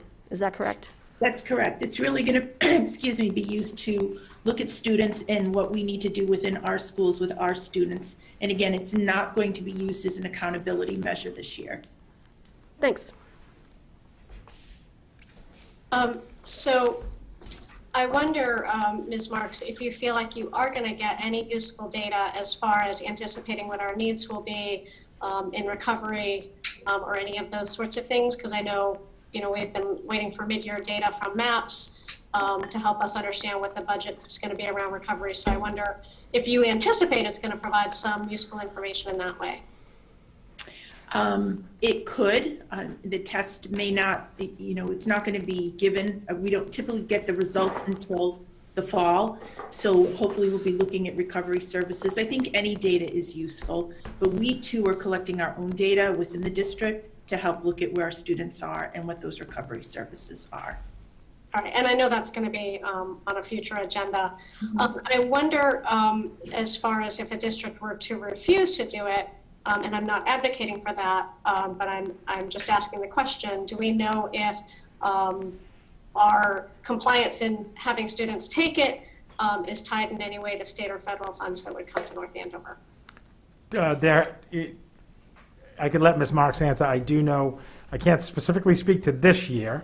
And as we know, the traditional MCAS basically ended in about 2016 when they went to Park and then MCAS 2.0 and made significant changes. So the MCAS has really continues to change. There's still the question about the kids who are in OLA or remote academies in districts, like how are they going to take the test? Would they have to come in? And more importantly, last but not least, in years past, there are a few districts that I had seen, and by name I don't recall, there were I think two, that were talking about not taking the test, and that was going to impact their funding from the government. Okay, thank you very much. Next topic, Dr. Gilligan.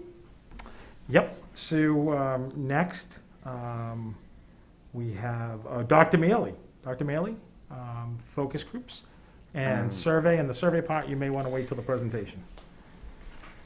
So we're fortunate here in North Andover, as I think everybody in this room knows, to have some excellent people in our community who are willing to volunteer their time to help the school department provide for our students. And one such group is a group of parents who, in the summertime, volunteered to facilitate the parent focus groups that we had to get an understanding of what parents had liked and not liked from the spring and wanted to see in the fall. And they did just an unbelievable job, and the reports they generated were tremendous and a big help.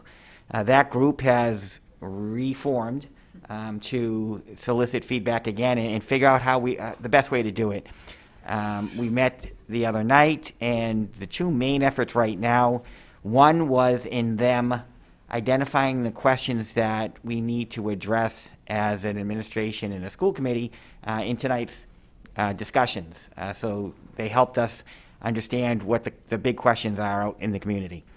And the second part is just a sense of the surveys, and I'll talk a little bit more about it, but the biggest challenge with the surveys is trying to develop a survey that is useful without trying to get too much information. You know, everyone wants to be included and be heard, but you don't want to make it so complicated and try and do all in one.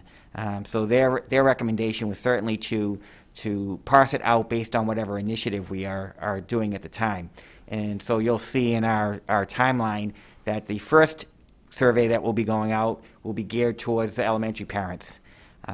And we certainly want to give middle school and high school parents the opportunity, but we'll do that in a separate survey following not too long after that, so that we hear from them as well. But it just explains, based on their recommendations, they thought that would be the most effective. But that group, what we'll do too is after the surveys come in, get back together and decide if some focus groups following that would be useful, or what else might be useful in gathering input and also communicating with the community.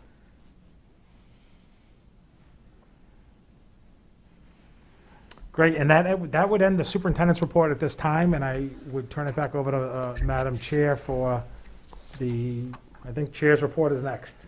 That is correct. Thank you very much.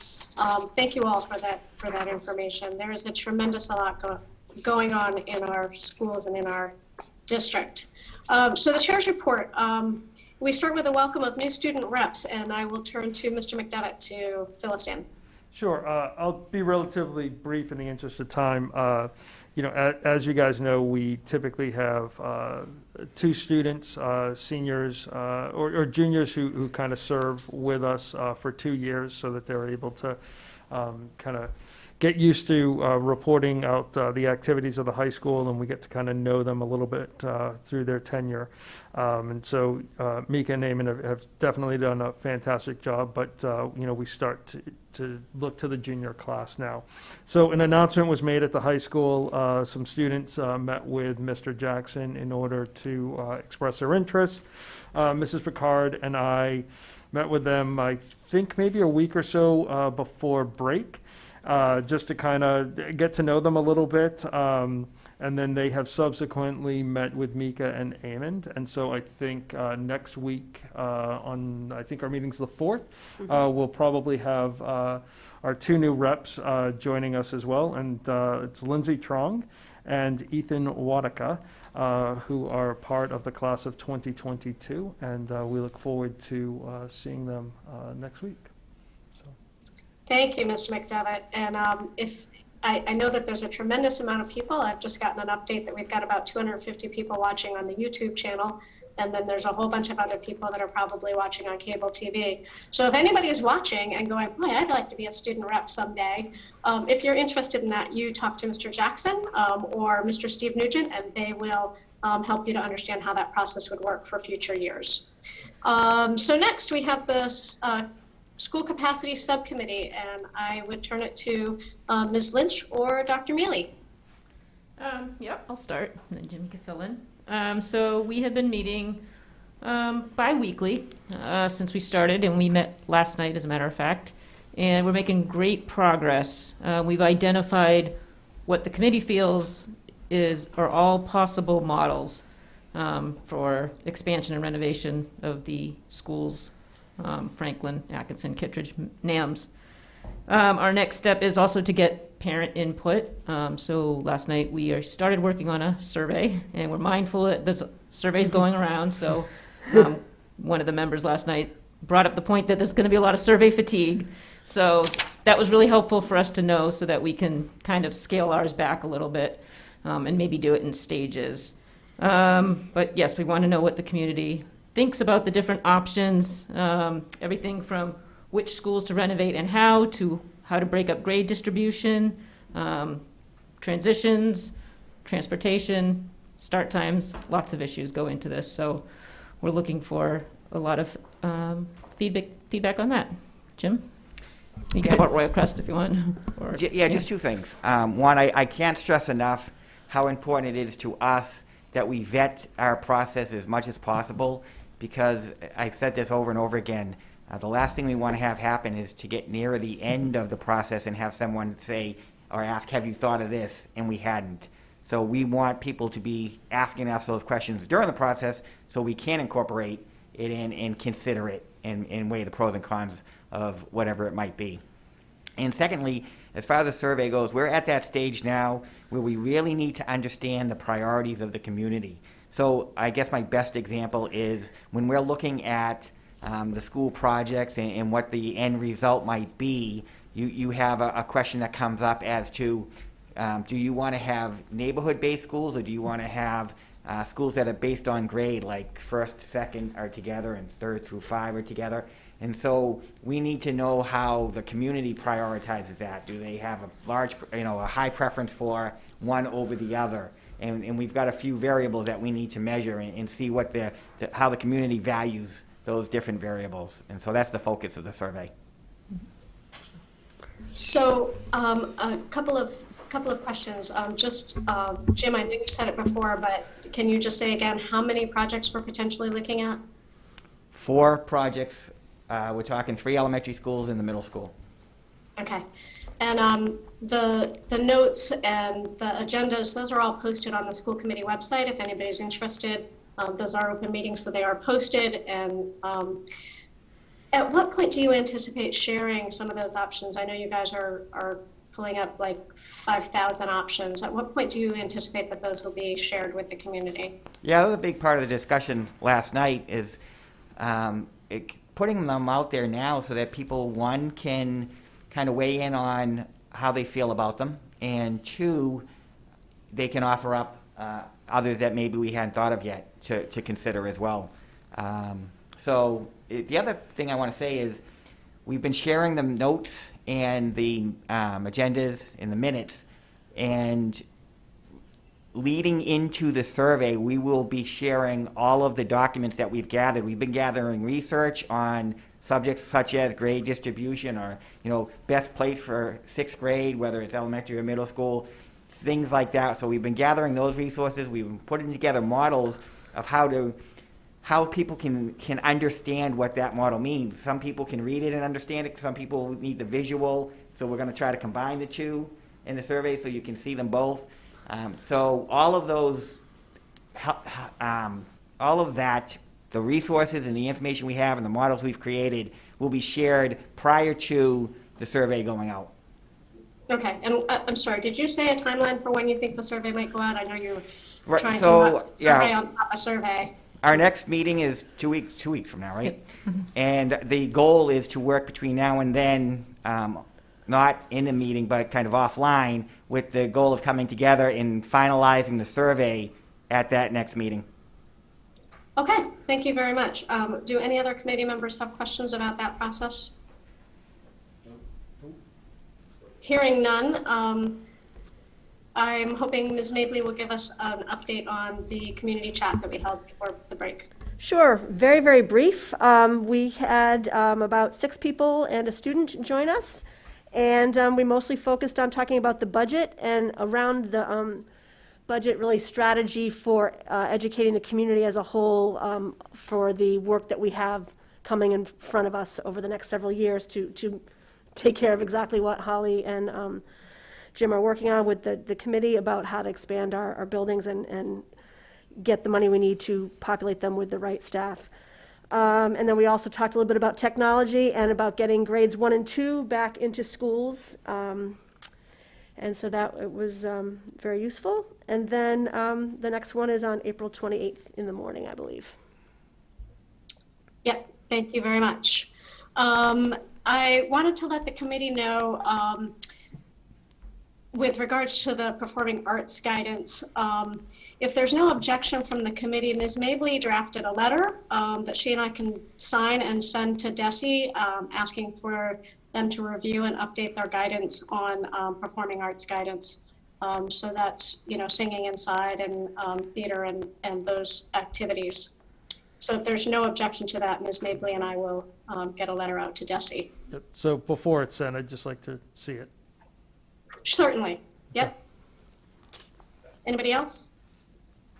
Okay, I terrific. should have a copy right here. Ms. Picard, I would just say that I've been talking to our music folks, and I'd be happy to send one myself or join in with you guys. Well, I was going to ask if there's been any update, because I know that, people have been asking for this for a while, and certainly based on what the Jeff Riley's been saying on the news in the last couple of weeks about getting everybody all in, I would certainly hope that this last area of holdout would be, given some revised restrictions. So has anybody, Lorene or Jim or Greg, heard anything? I can speak to that if you'd like. Yes. So on the 11th, the commissioner mentioned that they had provided some, put forth a proposal, but it was rejected by the medical board regarding singing in schools, and now they're putting together a new proposal, which they hope will be approved soon.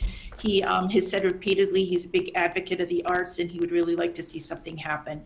But the proposal that they initially put forth was rejected by the medical board. Okay. Because honestly, the gist of the letter that I put together just basically says, could you please reevaluate your criteria or your protocols? That's really all it says. And to be really clear, he did mention in our call yesterday at 3 o'clock, he did bring up singing, and he said it has been rejected and they had to go back to the drawing board. Yeah. That was at 3 o'clock yesterday. Well, they need to get that taken care of. Thank you. And then the last thing I want to share on the chair's report was that our CPAC, our Special Education Parent Advisory Council, hosted a very much appreciated SEL presentation on February 9th with Nikki Murphy and Deanna Lima.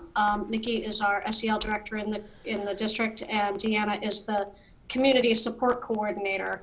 And as we continue to talk about social emotional well-being and the toll this pandemic is taking on students and families, I commend those two resources to folks. Deanna is on what I'm going to call the town side of things. She's not a school employee, so she's available to anybody, whether or not they have children in school. And of course, guidance counselors, pediatricians, but Nikki Murphy is our SEL director.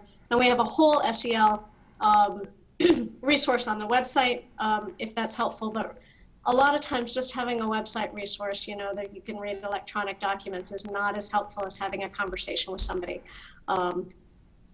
So I commend them to you. And then the last thing, I had a communication this week from a student who was concerned about some of the stuff that adults are posting on social media. And I was reminded of this. Let's see if I can get it in the right place. This came from North Andover Middle School some time ago. And it says, ask before you post. Is it A, appropriate? Is it B, safe, or S, safe? And is it K, kind? So ask before you post. Is it appropriate? Is it safe? Is it kind? And I would just let you all remind us all that what we're saying on social media is impacting our children. And when we're saying things that aren't kind or that aren't safe or that aren't appropriate, it's increasing stress for everybody in the community, including our children. So I just wanted to let you know that I have heard from students about that. And we're on to old business, which there's none, so that's done. And we're on to new business, which is probably why so many of us are here tonight and being watched. So before we do that, just so I don't forget, I really want to thank all the folks on staff who are with us tonight. I know you have long days with kids that start very early in the morning, and this is a long night. It's 9:15, and we're getting started with like the beef of our meeting. So thank you all. Helen, thank you, and I will be turning over to our team. I think the most important thing, as I said before, we have been planning. We are looking to increase in-person time. And, I think the biggest question out there is folks like, we just want hope. We just want to know that we're going to get our kids back. It's been a challenging pandemic for everyone. And here's some really concrete steps that we've been taking. that we have the ability to report out on tonight. A lot of changes have happened just this week, very quickly, but tonight's presentation, I hope will be very helpful to our families, to our parents, and to the school committee. So, Dr. Mealy. Actually, we're going to kick off with Lorraine. Oh, Ms. Marks. Okay. All right. So this is North Andover Public Schools. Our stages to increase in-person learning. And just to recap, to date, with credit to Marcy Bacuzzi and our high-needs special ed teachers, our high-needs special education students have been in person since this summer. And when they come to school, once the school year started, they are typically in 4 to 5 days a week. When the 2020-2021 school year started, we were completely remote, all grades, starting on September 16th. After that, we started on September 22nd with our kindergartners in hybrid, September 23rd for 1st through 8th graders, September 24th for 9th graders, and then September 28th for grades 10 through 12. Subsequently, we have had 20 hybrid weeks in school. That is from the week of September 28th through this week, February 22nd. In terms of our district and remote instruction, the high school has been remote for 3 weeks during that period of time. From October 23rd to November 26th, they were remote for 2 weeks. And from December 14th to December 18th, they were remote for 1 week.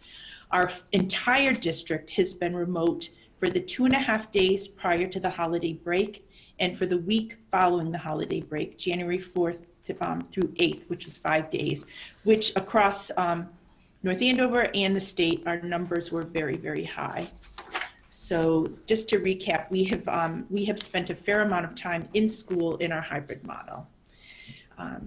Cheryl Barzak is now going to share with us some information on our COVID numbers district-wide. So thanks, Lorene. When Mark's talked about starting to bring back our students, we put together this chart to show everybody where our positive COVID cases were in which grade. And so that's what this table shows district-wide. And as we talked earlier this evening, in the elementary grades, it showed, we had less students with positive COVID cases, and it made sense that that's where we would start with the original plan. Now, I know they're going to talk about different plans tonight, but that's where we wanted to show that. And of course, at the high school level is where we had the highest rates of COVID cases. So this is the number of cases that we've had to date. I've talked at other meetings, and this is posted on our website twice a week, what our positive case rates are, the 278 total to date. People also asked about how many close contacts we've had. That number is much larger, over 1,000, and that data is also available. But for this evening, I just wanted to give kind of an overview of where the positive cases have been by grade and staff. This one I'm going to review. I had sent out a survey, and that seems to be the theme of the night, surveys. This one was to all staff in the district to determine whether or not they would have the vaccine if it was made available. And we want to get a sense of how many people would do so. We also were able to find out that many, up to 56, have already received their first or second shot. And a large number of employees have indicated that they would take the vaccine if offered, if they do not already have it. If you add up the yeses and those who have already gotten their first or second shot, we're at 94% of our staff. Back to Cheryl. So pool testing, a lot of people haven't asked about it. I've had almost no requests from parents or staff about implementing pool testing in North Andover, but it is one more mitigation strategy. Earlier we talked about big strategies: vaccine, masking, hand washing, social distancing, adequate ventilation. There's also contact tracing and the daily self attestation, where the staff and students make sure they don't have symptoms, they haven't traveled, and haven't had close contacts before they come to school. So pool testing, another word for that is surveillance testing, is another mitigation strategy. What you try to find with this are your asymptomatic COVID positive people. And they use the word pool testing because instead of collecting one sample per person for a cost saving measure, like at $50 each for one sample, you would pool or batch 10 samples together and they would all be tested in one pool, and then you would just pay the $150 for the 10 samples. Most tests are negative for asymptomatic people, so that's why you would pool them for cost savings. DESE offered this free program for districts, and we applied as a district, and we found out the week before vacation that we were selected to be part of the program if we wanted to. They cover the initial setup charge of $900, all of the shipping and all of the testing costs, but each district has to provide the staff and manpower to actually do the collections, do the following up tests, and do all of the administration work. They will cover the cost until April 16th, and then after that, as a district, we would pay the $50 per pool, another $500 for testing any positive pool, as well as shipping charges and monthly maintenance fees. So now we're at the stage, is it right for North Andover? Does it make sense for us? We've participated in a lot of DESE webinars. We've heard what other districts are doing, what the pros and cons are. And yes, I put together one question for whatever survey is going out next to really see, is this something that our parents are interested in, as well as our staff? We are matched with a company called CIC Health. And the way it would work is we first have to receive consent from parents and staff. It's a voluntary program. CIC Health uses something called a nasal test. There is also a test called the saliva pool test, but we are partnered with a company that uses the nasal test. What that would entail would be, for all of the people that consented, we would go to the classrooms and we would teach students and staff how to perform their own test. So it's, you take a short swab, it's an anterior swab, it's like a Q-tip, and there's 4 circles in each nostril, and then it's put into a tube and it is mailed off to the company, and we get results in 24 hours. So for example, if we send off 50 pools, if one pool comes back positive, those 10 people would be part of the positive pool and would now need to be tested. And so we would need to test them very quickly because they could potentially be a positive COVID case. And we would find a location because we want to keep those potential positives out of our schools. And the nurse would actually conduct a rapid positive test, and we would get the results in 15 minutes. So those 10 people would have to get to a location and we would test them, and hopefully we would get the one person that was positive in the pool. That person would isolate, and that's how it works. I did talk to a nurse yesterday, and out of about 600 pools, 17 came back that were positive, and they only found the positive person in 10 of them. So there is that chance of having false positives or not picking somebody up, even though a pool was identified positive. During the DESE webinars that we attended, most of the districts that are currently doing this, it's very low positive rate, less than 1%. So as a district, we need to look at, right now our cases are very low in our district, our positive cases and our community. Does it make sense to spend time to get all of this, consents and go into our classrooms and do this testing for such low surveillance results? So if the program was offered back in November, I would be extremely enthusiastic because our numbers were so high. We had indoor winter sports, we had lots of clusters, but we don't have that right now.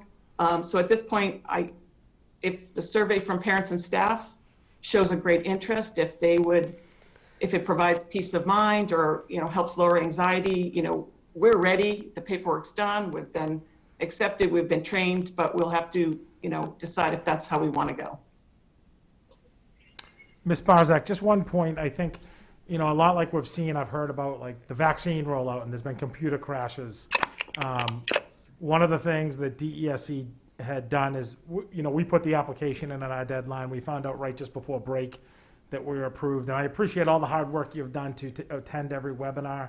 But they were going to end the funding in early March, and that just got extended till April yesterday. So I think I appreciate all your hard work, and I know that the state's not always timely in getting back to you or to the districts around some of this stuff. I have a question, a clarifying question. So, Nurse Barzak, you said that you spoke with somebody and they had 17 pools that had positive. So there's 10 people in a pool, so then 170 people had to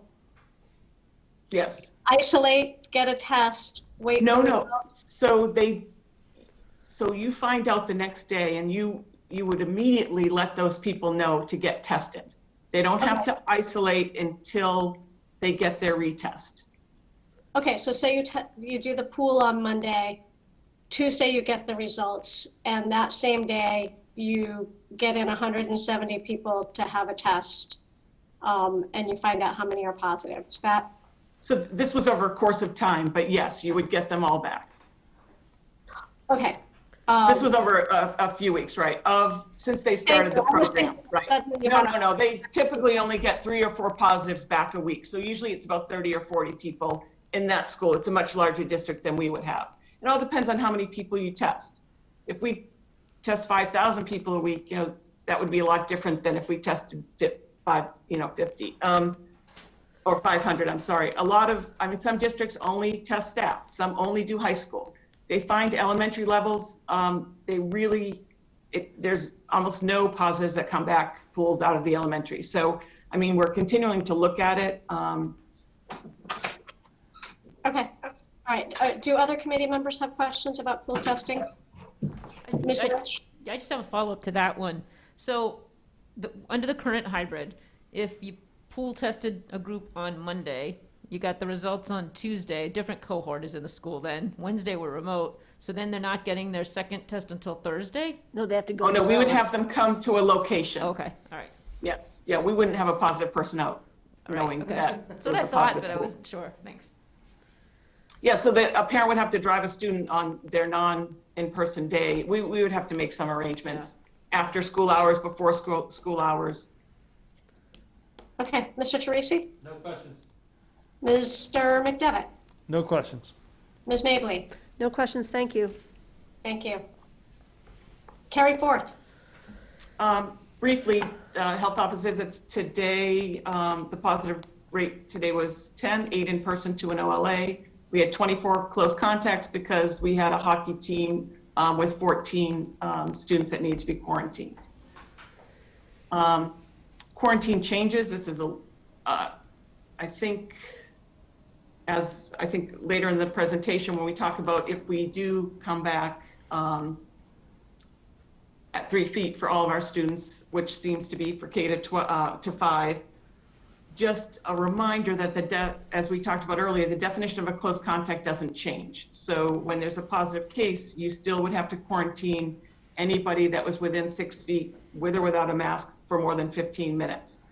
And so we would do the same process, meet with teachers, specialists, before and after school programs, transportation. To date, because we're all 6 feet, we've had very few people that have to quarantine in our classes because everybody's 6 feet. So at 3 feet, I just want to make sure everyone understands that there will probably be more close contacts in schools, and to ask parents to continue to partner with us. I think it's going to be really important. When I talked about the self-attestation, I know that's an automated email that comes every night, and it's been happening since September. Like, really pay attention to that every day, staff and students, that to not come to school with symptoms, because now if we have a positive case in an elementary classroom, it's a different situation now. Everybody that's sitting around that student would need to quarantine, and they could potentially, one option that some districts do is the entire class goes remote. for 2 weeks while the other, the quarantine students get caught up. So it's something we're gonna have to just really work on and make sure that we continue with our other mitigation strategies, because we're not gonna have that one.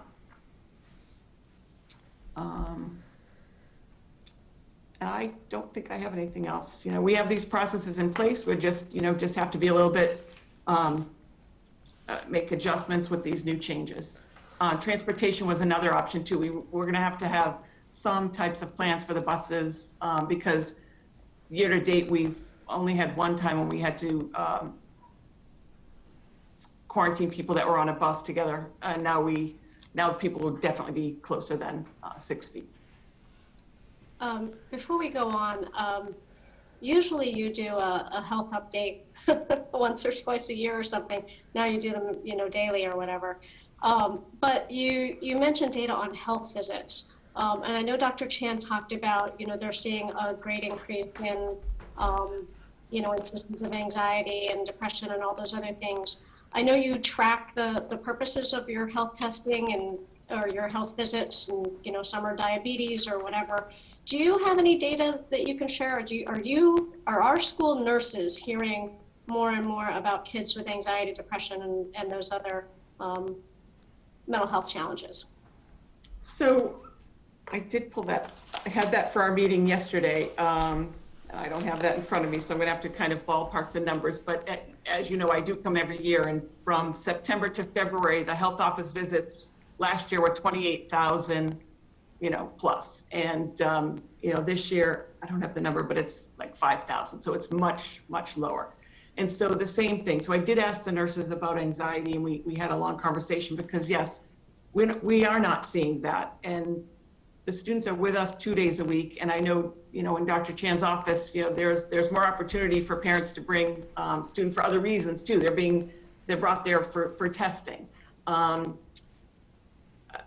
I'm not sure why, but we're not seeing it as much. I don't know if it's the lower class sizes with only 10 students in the class, and the teachers are working out some of the situations. A lot of the students with high anxiety or school avoidance, maybe they're in OLA. So I'm not sure why our numbers are lower, but they are definitely lower. Well, and they might not be anxious on the days that they're in school, if that's one of the things that's helpful. Right. I don't mean to take the corner on questions. Does anybody else have questions they want to ask Nurse Barzak at this moment? Nope. Okay, hearing none, carry forth. All right, at this point, we're going to review the timeline. And this was, it's a combination of what was going to happen and what will now be the plan. And so we'll explain as we go. But just to kind of walk everybody through what we've been doing, ongoing principal and leadership meetings have been happening, facility meetings, union meetings, COVID task force, weekly meetings with DPH, keeping us abreast of all the guidance and the numbers, so we can make our decisions based on the data. February 12th, elementary principals provided data that we requested regarding the first step that we were anticipating in increasing in-person learning, which was first and second grade on Wednesdays. And so we had some things they had to figure out at each place, which was how much space is available, how many additional rooms might be needed, additional staff, the logistics, and all that. So they were working on that. From February 12th to the 22nd, we've been, and not just between that time period, we've been advocating strongly and asking our elected officials to advocate strongly for us to have the educators moved up in the vaccine process. So we'll continue to do that as well. February 18th, meeting with DPH to review the plan we had for the first and second grade and maintaining 6-foot distancing. They were on board with that. So we were continuing to move forward. Administration meeting with the union to discuss these proposed changes in the timeline for it. That was not a negotiation. The negotiation dates were set though, and we had already begun posting for the additional staff positions that would be needed on those Wednesdays. February 23rd, facilitate a meeting to plan parent input. I mentioned that. That's that group I talked about of the parents. February 24th, principal meeting again. All levels continue discussing opportunities for increased in-person learning. And it's not just at the elementary that these are taking place, but for all levels. And then on the 24th, there was also a joint meeting with North Andover and Andover regarding these issues. And Lorene was in that meeting. Lorene, do you want to just mention what was discussed there? Yep. So I think Dr. Chan and Cheryl have already talked a lot about that, but it was primarily around the mental health concerns that they were seeing in their practice, what we're seeing in schools. Both districts shared different strategies and things that they had put into place to date to try to help address those needs. And the meeting was an hour, and we were not nearly done discussing everything. So another meeting will be scheduled, and we'll continue those conversations. Thank you. And also on the 24th, the 24th is the date that we used for the survey results for staff in vaccination. They're dribbling in at this point. They came in very fast and furious when it first went out. We're getting 1 or 2 a day now, but we don't anticipate many more based on the number of staff we have, and we had a very good response to that survey.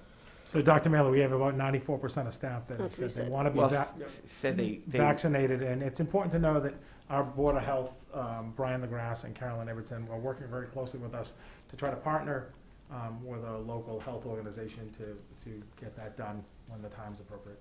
Yep. And then also on the 24th, the commissioner decided to... This is yesterday. By the way, the 24th is yesterday. Yesterday, exactly. It's funny because, you know, there are words we've added to our nomenclature, especially like asynchronous. Who knew what that meant before? But pivoting is definitely a word that we are using a lot more than we used to, and this was a great example of it. So yesterday, the commissioner made his comments and said it's the goals for K-5, and so we are pivoting. Tonight, we're meeting, as you know, to talk about what we're going to do moving forward. Also meeting at the same time as Brian LaGrasse, the DPH, is meeting with the medical staff and board. In addition, no later than March 1st, I mentioned this already, we want to do our initial parent survey, so that's Monday. We want that to go out specific to the elementary initiative, but also to shortly follow that for the other levels as well. And then, as I said, the group that I am kind of chairing with the parents for the parent input will get together again to determine how we want to follow up the survey information.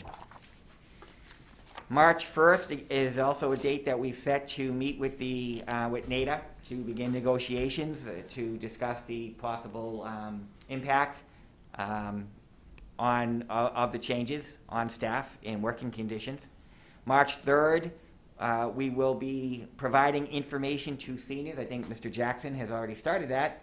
He mentioned that earlier for both seniors and 8th graders regarding graduation. March 4th, we will have another school committee meeting, presentation of the elementary data that Ms. Marks will have. In addition to that, we'll give an update as to the plans as they come together to adjust to the commissioner's goals that have been set. March 6th, the items in gray are those things we were planning on doing, but now we're not recommending that we continue. We were talking about communicating to the community about grades 1 and 2 in that initiative, and I'll explain in a second why we're not doing that anymore. Opportunity to add more typical students in integrated preschool is something we are doing though, and we'll continue to work on. And so we don't now need to complete the hiring if it's decided that we're not going to proceed with the first and second graders coming in on Wednesdays. We believe strongly that our efforts should be geared towards the initiative of bringing K-5 students in fully. And so if we did move forward with the March 17th date of Wednesdays for first and second, we would see them for 3 Wednesdays before they were in fully anyway. And so we're now recommending that we just put our efforts towards getting K-5 in fully. So can I just interrupt you for a second, Jim? So Greg introduced this announcement yesterday from Riley like 45 minutes to an hour and a half ago about what he said. So I just want to, I think you need to reiterate that a shift was made, that Commissioner Riley, is that what he's called? Yes. Is going to now most likely request people. You said not that just earlier, but I request, feel like it right. was too long ago to set the context for this. So I think it's important that, we've been working hard to develop a plan. We know that the youngest kids are the kids that the state wanted to prioritize, and we did too. Especially those full remote Wednesdays. And we want to start with first and second grade. We're prepared to come here tonight to do that. Which is what this is. Which is in the gray, and it would be 3 Wednesdays, and we were looking to bring back, which Jim will then show you, 3 to 5, because we thought after vacation. But yesterday at 3 o'clock, Commissioner Riley did speak with the superintendents, and he informed us that he is going to try to get approval from his board. Now, it's not set in stone, the approval. He has to have his board actually vote on it, that would emphasize a phased-in approach for in-person learning. So his proposal is to bring children back. He says that the mitigation and COVID numbers are going well, and that he's encouraged and wants to phase in elementary first. He's recommending this phased approach for elementary, and then middle and possibly high school after that. He's looking to have elementary back in April, and you'll see what dates we've set. He also let us know that he believes teachers are next in line to get the vaccination, but had no date on that. He's understands that a variant could change these plans, and that we've done it. He complimented districts on doing a good job having kids in school, being cautious with measured and really strong mitigation strategies, but that we really need to focus on the youngest learners, which is right in line with what we wanted to do. Right, but that explains why the stuff's grayed out. Correct. It was just so long ago that you. But I think it's important, I think there's a lot of people who are watching who are trying to figure this out, right? And I appreciate, knowing and understanding the steps that were taken in terms of us, trying to bring first and second grade back first, based upon yesterday's change and yesterday's updates. There's new changes that are there, which I know are here, and I'm just not, I think it's going to be very confusing to families to be presenting things that might have happened that are now no longer on our plans. Yeah, fair point, Mr. McDevitt. I think it's, I think what we wanted to say is, that although this was not set in stone, this is what we had planned on, our focus was and our priority. But to your point, certainly, we believe that the commissioner is going to get that passed, so. Okay. And the other part. Just to reiterate, I think I agree with Mr. McDevitt. I think we all know the effort, at least this body knows, the effort that you and your team, sorry about that was me. The effort that you and your team have made to do this. Yeah. But I think it is confusing to even put it up there, because I think we should announce, period, we are not trying to bring back first and second graders on March 17th anymore. Correct. Well, full stop. Yep. Right. Because? Because we are going to try to get everyone back in school, K through 5, full-time, 5 days a week on April 5th. Right. Full stop. Mm-hmm. Okay. That's it. Correct. Which is what's in the other. Right. Right. Right. Correct. Yep, and we're going to get to that timeline, and we can certainly take that off. We don't Right. want to confuse anyone. Too late. Yeah. Sorry, Mr. McDevitt, thank you. No, but I honestly think what Mr. Trissy said is you've been accused of not having any plans and not doing any work and not getting anything done. And so you're trying to show that you've been doing, every time you have something going, that you get a shift. Well, so that's, The word pivot, you said the word pivot. Yeah. And honestly, what happened yesterday, and we, listen, I understand politics, I think, as well as anyone else in this room does. What the governor and what the commissioner said yesterday just shook, to you. Shook everything up, though. Mm-hmm. And obviously the MTA and the AFT, I mean, the headlines speak for themselves, are not on board with this right now.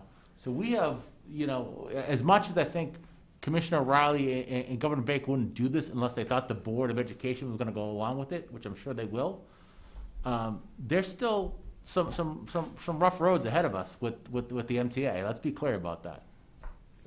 Right. And to be honest, it's a matter of, this is a vote that the school committee is going to make, and ultimately the school committee gets to decide if we want to proceed with the 1 and to on Wednesdays or not. And obviously, it's apparent what that, decision will be, but we didn't want to make that decision. That's why it was still in there as well. Yeah, no, I That's get it. helpful. I get it. If I can just step in for a second and say, in October, we were talking about how to bring back first and second grade. And then there was this huge spike after Thanksgiving that just kept getting worse until the middle of December, when the state stepped in and said, oh, here's a new requirement. You have to do, this amount of live streaming. You have to do. So there have been so many contingency plans that have been written and not shared with the community because of this factor of confusion. So I appreciate that you're bringing forward this, even though we're not doing it. Because this is what the year has been like. It's been the administration making plans and ready to implement when something changes that makes it so we haven't been able to do it. So I am looking forward to the next step, but I understand why you're presenting us stuff that you can't do, even though it's confusing. So I can't say it any better than Mr. Teresi did. Just stop. Moving on. And I will not comment on it again. Go to this other timeline. Right, and so what? A couple of other things. We are in the process also of identifying opportunities for more in-person activities for seniors, which we think are important. We heard that earlier. And by March 18th, because we are continuing to work on the other levels as we're working on the logistics and what we need to do for elementary, we're going to present on March 18th our plans to address increased student in-person learning time for the middle school and high school as well. And then March 19th and April 16th would be great if we're able to partner with a health organization, as Dr. Gilligan mentioned earlier, to administer the vaccine to all of the staff that are willing to get it, which is a high number. The April 26th, I won't talk about. In May is the other thing that we're going to do, because sooner rather than later is better. By May, we want to present at one of the school committee meetings in May our plan for the fall. So we're going to be working on that in concurrence with what we're working on for this year.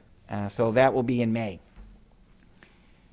That's the plan. Let's go back to here. And Ms. McDevitt was talking about a hopefully clearer timeline for people to follow. So this is also available in linked, and it just kind of identifies, you can see the meeting with local representatives as far as the vaccination goes. I'm not going to repeat it all. The commissioner making his announcement, our meeting tonight, parent survey, the staffing that we attempted, and we'll have to also make sure that one of the big decisions we have to find out is who's coming and who's going to choose OLA, and that could have some impact because we might have to increase staffing to provide the OLA opportunity for our students.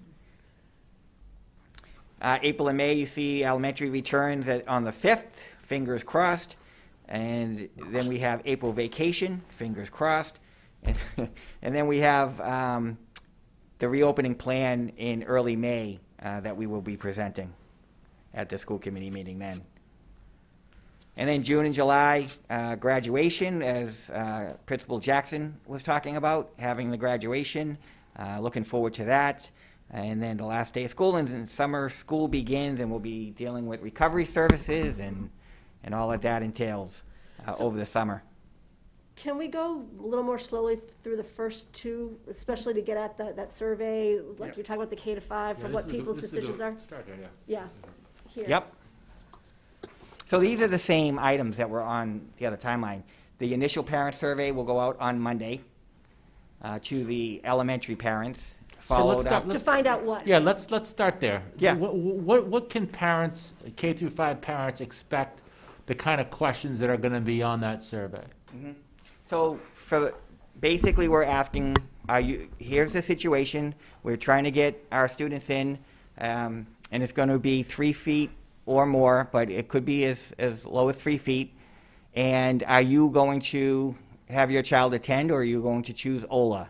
That's our biggest question. Transportation. We know how many buses we have, and we know how many students we're obligated to transport. Of those, how many are going to ask us to transport them, as opposed to will provide transportation themselves, because not only do we have to know how to do our bus routes and redo those, but we also need to know what pickup and drop-off is going to look like and how hectic that might be.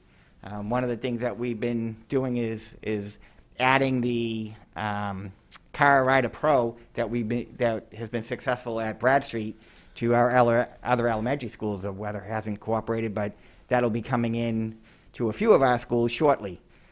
Any questions about lunch or kids stop or stuff like that there? Right. Well, it will certainly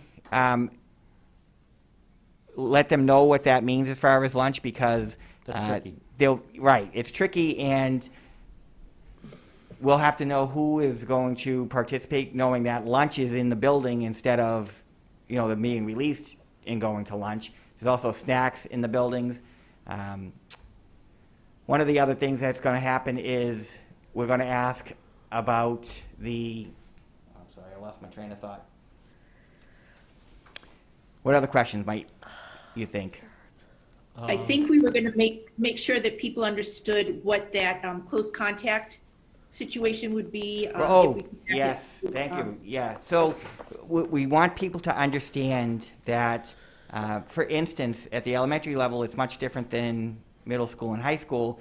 If a student tests positive, there's a lot larger impact for everybody, including elementary. You might have a class that has to go remote because at 3 feet you have more contacts, and you don't want to have 5 or 6 students who can't be in class, so you have the whole class go remote, and then they can be taught synchronously remote.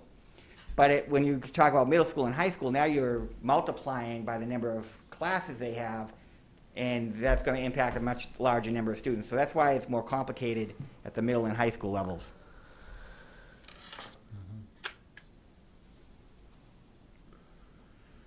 Okay. And what's the time frame on the survey? How quickly are parents going to have? How much time they have to fill that out and get back to us? We find, we'll probably for the week.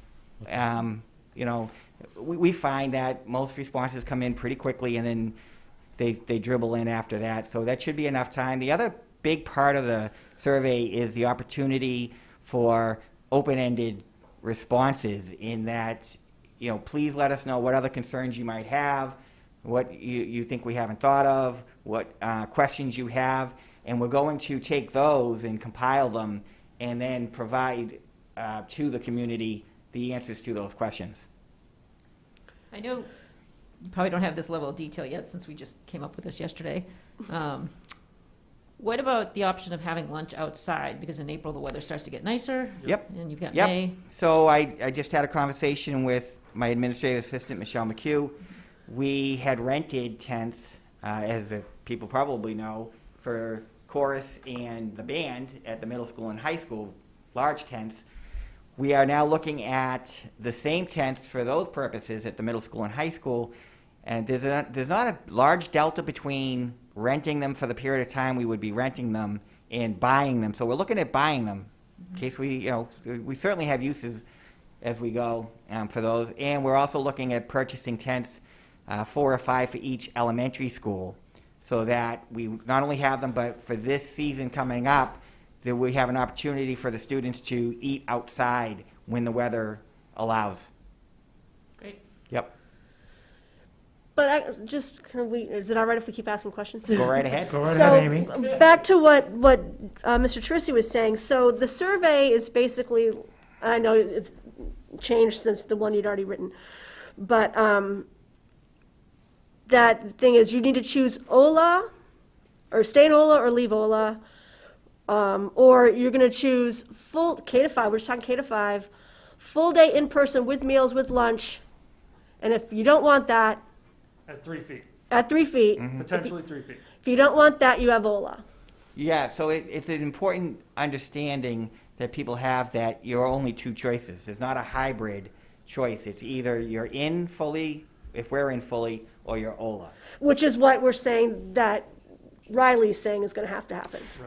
Yeah, so with his regulation, the kids would have to return in K to 5 when this passes, and then, that's what we would have to do, and operationally, we'd have to figure out, each school's a little unique. Right. How are we gonna do lunch, how are we gonna do these things, and these Right. are the things that principals would go back to their teams and would support from central office get done to make happen. Because But what Mr. Trissy was saying is, are we going to, before we make that decision, are we going to ask the parents, like, would you be good at 3 feet, just not with meals, and frankly, the teachers as well, and before we made the decision, or do we think that even if we, as North Andover, chose to have a day where you go home at 12:30 and eat lunch at home, that's not going to be acceptable by the state? Well, I'm just going to piggyback onto that a little bit. I mean, one of the things that I think Dr. Chen said was, he was comfortable with students eating at the 6-foot distance, right? But didn't necessarily, I don't mean to put words in your mouth, but didn't necessarily feel super comfortable with them at 3 feet, right? Right. So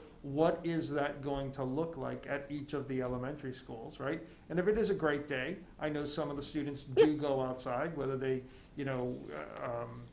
have picnic tables or, some of them are sitting down. I think that's important for parents to know and understand as well, right?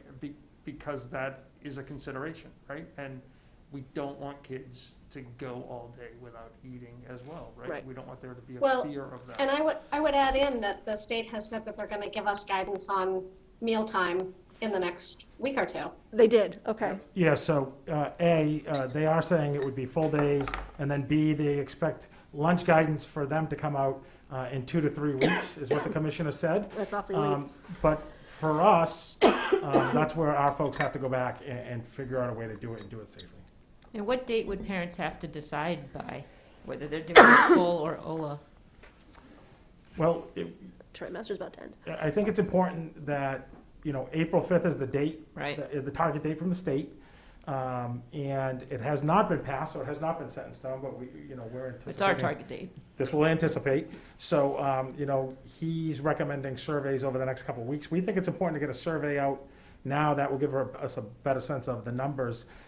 Because as he mentioned, for some districts, they've had surveys in the past, but it really is important, and it comes down to, like, if it was going to be, you're comfortable with your student less than 6 feet, would need to know, and that OLA would be an option the other way. So to answer that question, I think we'd have to pick a time to end that survey. I was going to say the same thing, that, as we're working out the details, we have to kind of work back and say, okay, by this date, this is when we need to know by. Well, when does the trimester change?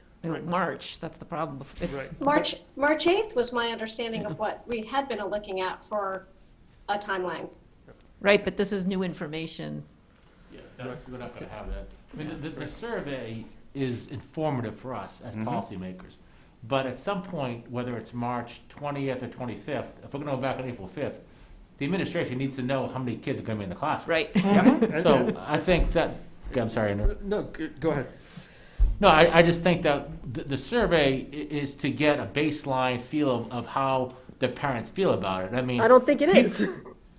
I think the survey is make your choice. No, it's not. The survey is not make your choice. Okay, The good. survey is All not right. make your choice at all. It should be, we I'm need to asking. find out how many people we think are going to be there. Because, I mean, honestly, I really respect the petition that went around about people going back to school and stuff. But now it's real. Now it's real. Now you got to say, I'll have my kid there 5 days a week, 7 hours a day at 3 feet or possibly less. Yep. As opposed to just signing the petition. Correct. And once you're in, and once you're out, you're out.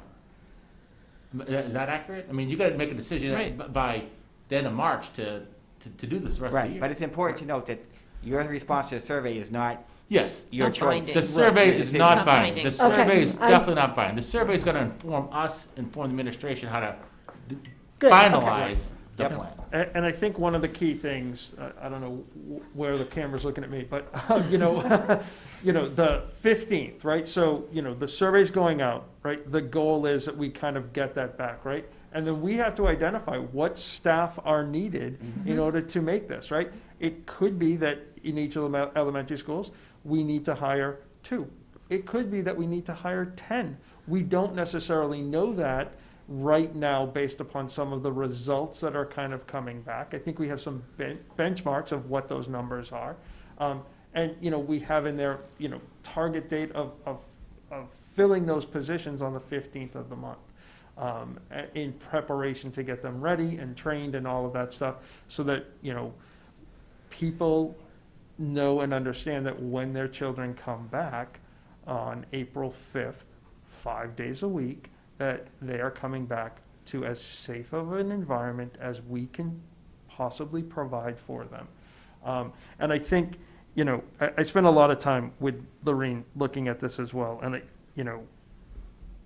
one of the key things that I think, as I looked at this, was the 19th, right? And so we've talked an awful lot about this, Dr. Gilligan, and I just, want to be very clear that we have been working to try to secure a partnership with somebody locally, I'm not going to name anybody right now, to have vaccinations for our teachers, right? Not go find them on a website, not go drive somewhere, to have them locally here, so that maybe I go to the nurse's office and I'm able to get vaccinated in my building, or maybe I drive somewhere in town where I'm able to get that done. We want to ensure that the staff are vaccinated. We know, I don't remember the number, I think it was about 595 that wanted or needed to have that first shot. I don't think that, this plan necessarily, without that piece in there, I think that gives parents some major peace of mind. I think that gives faculty some peace of mind. And when Mrs. Picard and I begin negotiations on the 1st, which is Monday, on any changes that need to be made with the union, I think that that's an important thing to have out there, right? And I don't want to underestimate or have enough emphasis on that as well. Yeah, and I just want to go back to something that Mr. McDevitt just said regarding staffing, because it's not just people in the classrooms. We're going to be doubling the number of students in our buildings. And Dr. Chan mentioned earlier that we had done a very good job, and proud of the job that we have done. Our staff has done a tremendous job in keeping our students and the staff safe. But we have to make some adjustments to the increased activity in the buildings and maintaining social distancing and following the protocol. So that's another thing we have to keep in mind as well. Yep. And I think, go ahead.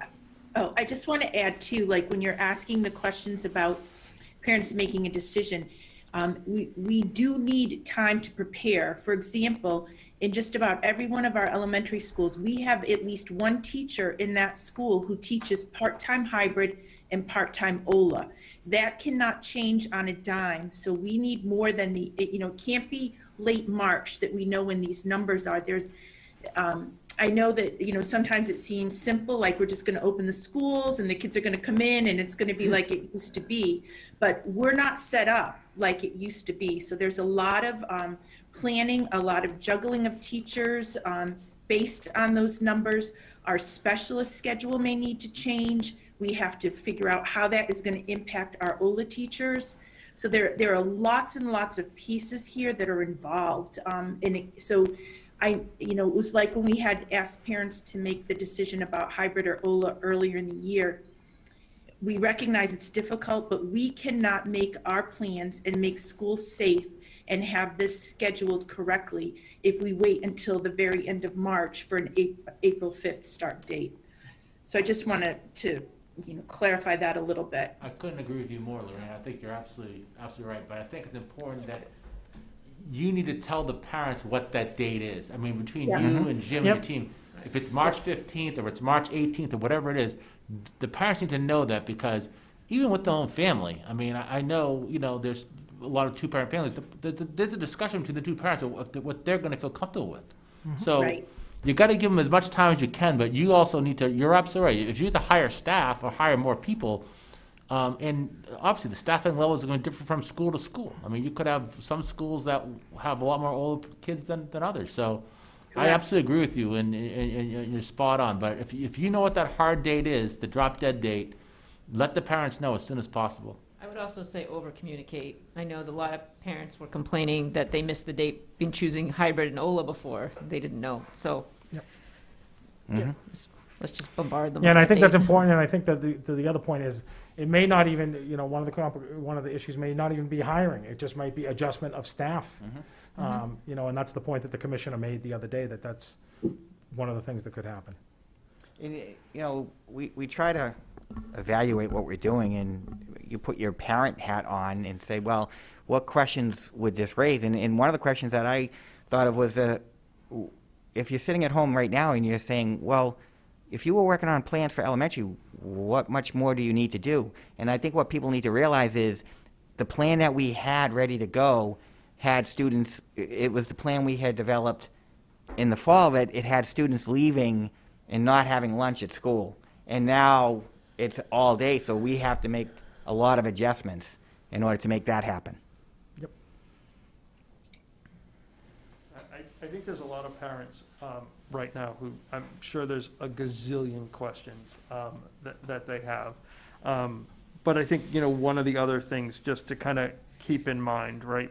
We know that there are communications and guidelines coming from the state regarding middle and high school.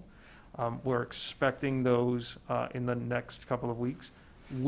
Even without those, we are still trying to make plans and preparation to bring middle and high school students back and what that may or may not look like. And we are looking for that at on the 18th, Yep. right? I'm just cross-checking my calendar here. On the 18th of March. So, you know, roughly, you know, 2.5 weeks or so away. Correct. And like Ms. Picard said, we'll be looking to get information survey-wise that way.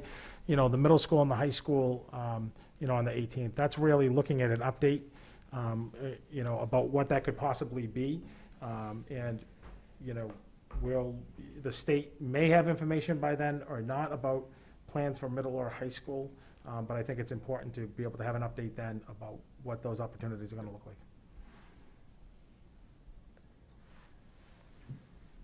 All right. Any other questions on March? I think you should put on the 18th, that's my last school committee meeting, and just like put that as a benchmark. Oh. We can always add one to the. I'll highlight it. I'll put a little party hat. Silly you.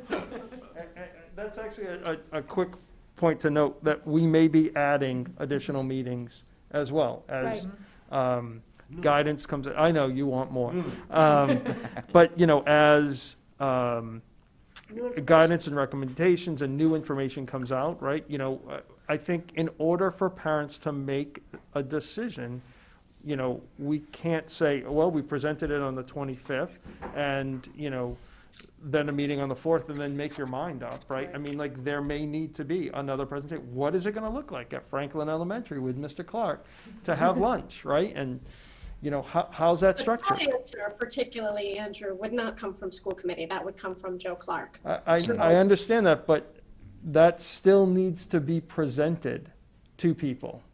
And if it's not being presented to people, then it's impossible for them to make a decision.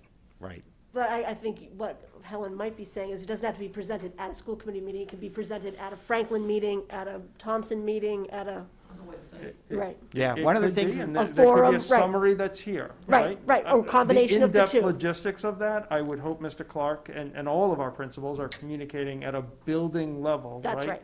I don't need to know that 11:03, somebody is moving from here to there to do that, right? I mean, yes, in theory I do, but I don't think we need to go through that here. High level, what does it look like? Yes. Absolutely. Before I vote on a plan, I want to know that these kids are safe. Right. Right. And one of the things that we've heard loud and clear is that don't assume we know you're planning. That communicate with us what you're what you're trying to accomplish, what the roadblocks are, what the, what has to happen in order to make it possible. So as Holly was saying, as much as possible, over-communicate is what we're being asked to do. Yep. So I probably should have included in my chair's report that I did ask all the members their availability for March 11th earlier this week, and I have not heard from any committee members that they are not available on March 11th. So that's a tentative date for us to meet. I did not ask your availability for the 25th of March, but please do let me know your availability since the world keeps shifting When is our beneath next us. meeting? Isn't it 25th? No, 18th. Oh, okay. I'm good. I can The do it 18th not we're the scheduled 25th. to meet. And, you know, as well as we do negotiations, we may need to have an executive session, but those are, we have different, you know, obligations for executive session than open session. Yep. Okay, April. Okay, questions then- on April? Yeah, April and May, again, fingers and toes crossed, April 5th, that we have elementary in. And then in the same spirit I was just talking about with regards to letting people know what's going on, our goal is certainly to have something in May regarding the fall opening. And we're hopeful that these things happen to get us in more so that we are positioned for, as dare say, back to normal in the fall. I think, Jim, on your other slides, you mentioned some thought process. I know a lot depends on DESE as far as middle school than high school. Mm-hmm. Is there like a date in mind that you think that at least the committee will be discussing? I probably will not be here at that point, but. Middle school and high school? There's a lot, well, there's a lot, The yeah. 18th is when we're Right, discussing so it. going back, that we Oh, I'm plan sorry. to present An update. some. Oh, right there, some- I'm sorry. Yep, for the 18th. But you're saying some ideas, you're not saying this is the plan for, because you're waiting for DESE, is that Well, right? There isn't a date for that, right? The Right. plan, we're hoping that there's a preliminary plan. Just not the On that 18th, date, correct, With the date hopefully named at that, or identified at that point. right. Yeah, the other thing we heard loud and clear from middle school and high school parents, they want to know that you're trying for them as well. Right. I mean, the date's been set now, right, by the commissioner for elementary. They haven't addressed it, but we're going to work on it, and we're going to try our best to see what we can do for them as well. Well, I like the fact that Principal Jackson is talking about outdoor graduation, which would be a small consolation if they never get back to in-person schooling, but, you know, that's a big cap to their 4 years of hard work, so. I think it's Well, important, and and we'll the- invite you back, Mr. Teresi. I think you get to come back. I think another Do I important have to go to piece town that we meeting? are looking for at the high school is opportunities for seniors to be in person for activities, whatever those activities are, not necessarily for academics, but some opportunities through the spring for seniors to be back in school together. Right, for both, yeah, possibly in person for all high school, but also activities for the seniors. Yep.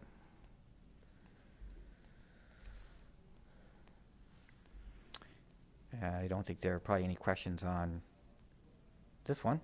On June, no. No. And then we've talked about this, the initial survey going out on Monday, main thing being in person or the OLA, how they feel about it, so we understand that, transportation, and then giving them the opportunity to express any concerns or other questions that we haven't addressed tonight or that they just have now thought of. And then the subsequent surveys following that will be geared towards the other planned initiatives that we have. And that's it. I guess one other thing I think is important to make sure is clear is that with this plan for all in K to 5, April 5th, that is an option, or the OLA is an option. There's not a, I want to stick with what I'm doing now option. Correct. We cannot offer school 3 ways. So that, I think it's, I just want to make sure that's I wanted to state it outright, that, Yep. because it, And that's, I know some people first, you know, some other superintendents may have expressed some frustration with the commissioner about, you know, coming out with this yesterday afternoon. The 5th is aggressive, and they're going to have different guidelines, but it is, you know, would be in person or online. right. I mean, I think it's And even if understandable the you can't do commissioner it. facts that date up, we're still targeting the 5th in North Andover. I mean, that's what we have right now. We're shooting for that 5th as the date. You know, and I think that's what it is, and I think he'll pass that next week or the week after.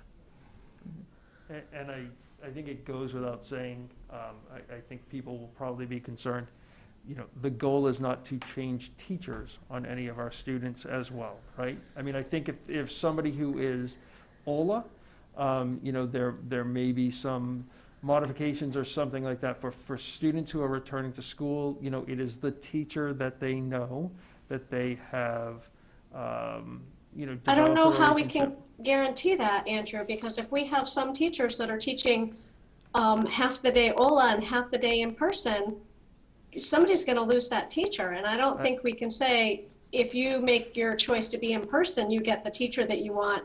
And if you decide to stay in OLA, you get an automatically changed teacher. I think it's really a tricky staffing situation. I think it is a staffing consideration, but I think for students, we need to try to be upfront and honest if there is any change, and hopefully there are extremely minimal ones. And these students have developed relationships and bonds with these teachers, and I think it's unfair to them, and I think it's unfair to the teachers to change that after, 7 months.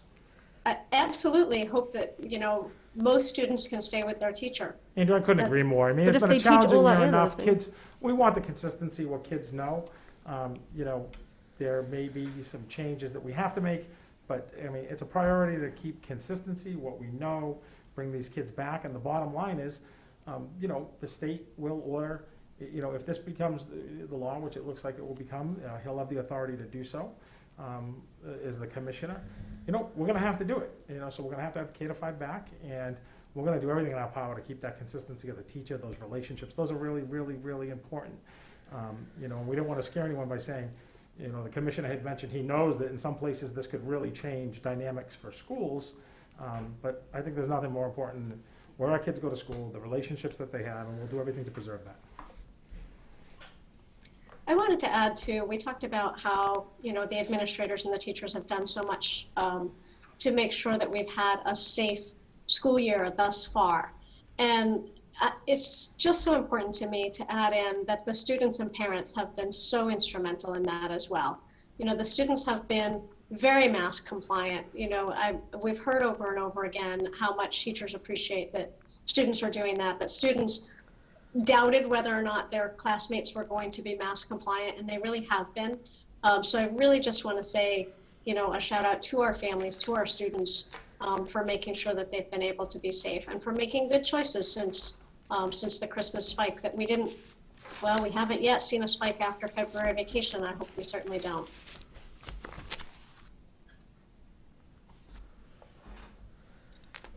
Are there any other questions on this presentation? No, thank you very much, though. Okay. We don't have any votes to take, and so our next agenda item is adjournment, but I do want to have an opportunity if there's anything that members want to report out before we adjourn, and I'll start with Ms. Lynch. Nothing, thank you. Thank you. Mr. Teresi? No, thank you, Madam Chair. Okay. Mr. McDevitt? I just want to say thank you to all the parents who tuned in for the meeting tonight. And, I think that there'll be as much information coming as possible. The members of this community are never shy in terms of calling and emailing or texting when they have questions. So, we will do our best to get those answers to you as they start to come forward. And I do just want to take a quick moment to celebrate the fact that I think it's called Fall 2 is started this week. So there's a new round of sports that are going at the high school. And I know that there's a tremendous number of student athletes who are very excited to get back on those fields. So good luck to them. Thank you, Mr. McDevitt. Ms. Mabley? I am going to let it lie there for tonight. Thank you. Thank you very much. You all have heard plenty from me tonight, so I will entertain a motion to adjourn until next week, the 4th of March. So moved. Second. So I believe that was moved by Mr. McDevitt and seconded by Ms. Lynch. Correct. Yes? Yes. Okay. And so roll call vote, Ms. Lynch? Yes. Mr. Teresi? Yes. Mr. McDevitt? Yes. Ms. Mabley? Yes. And the chair votes yes, so that's 5-0 to adjourn at 9:52 p.m. on February 25th, 2021. Thank you.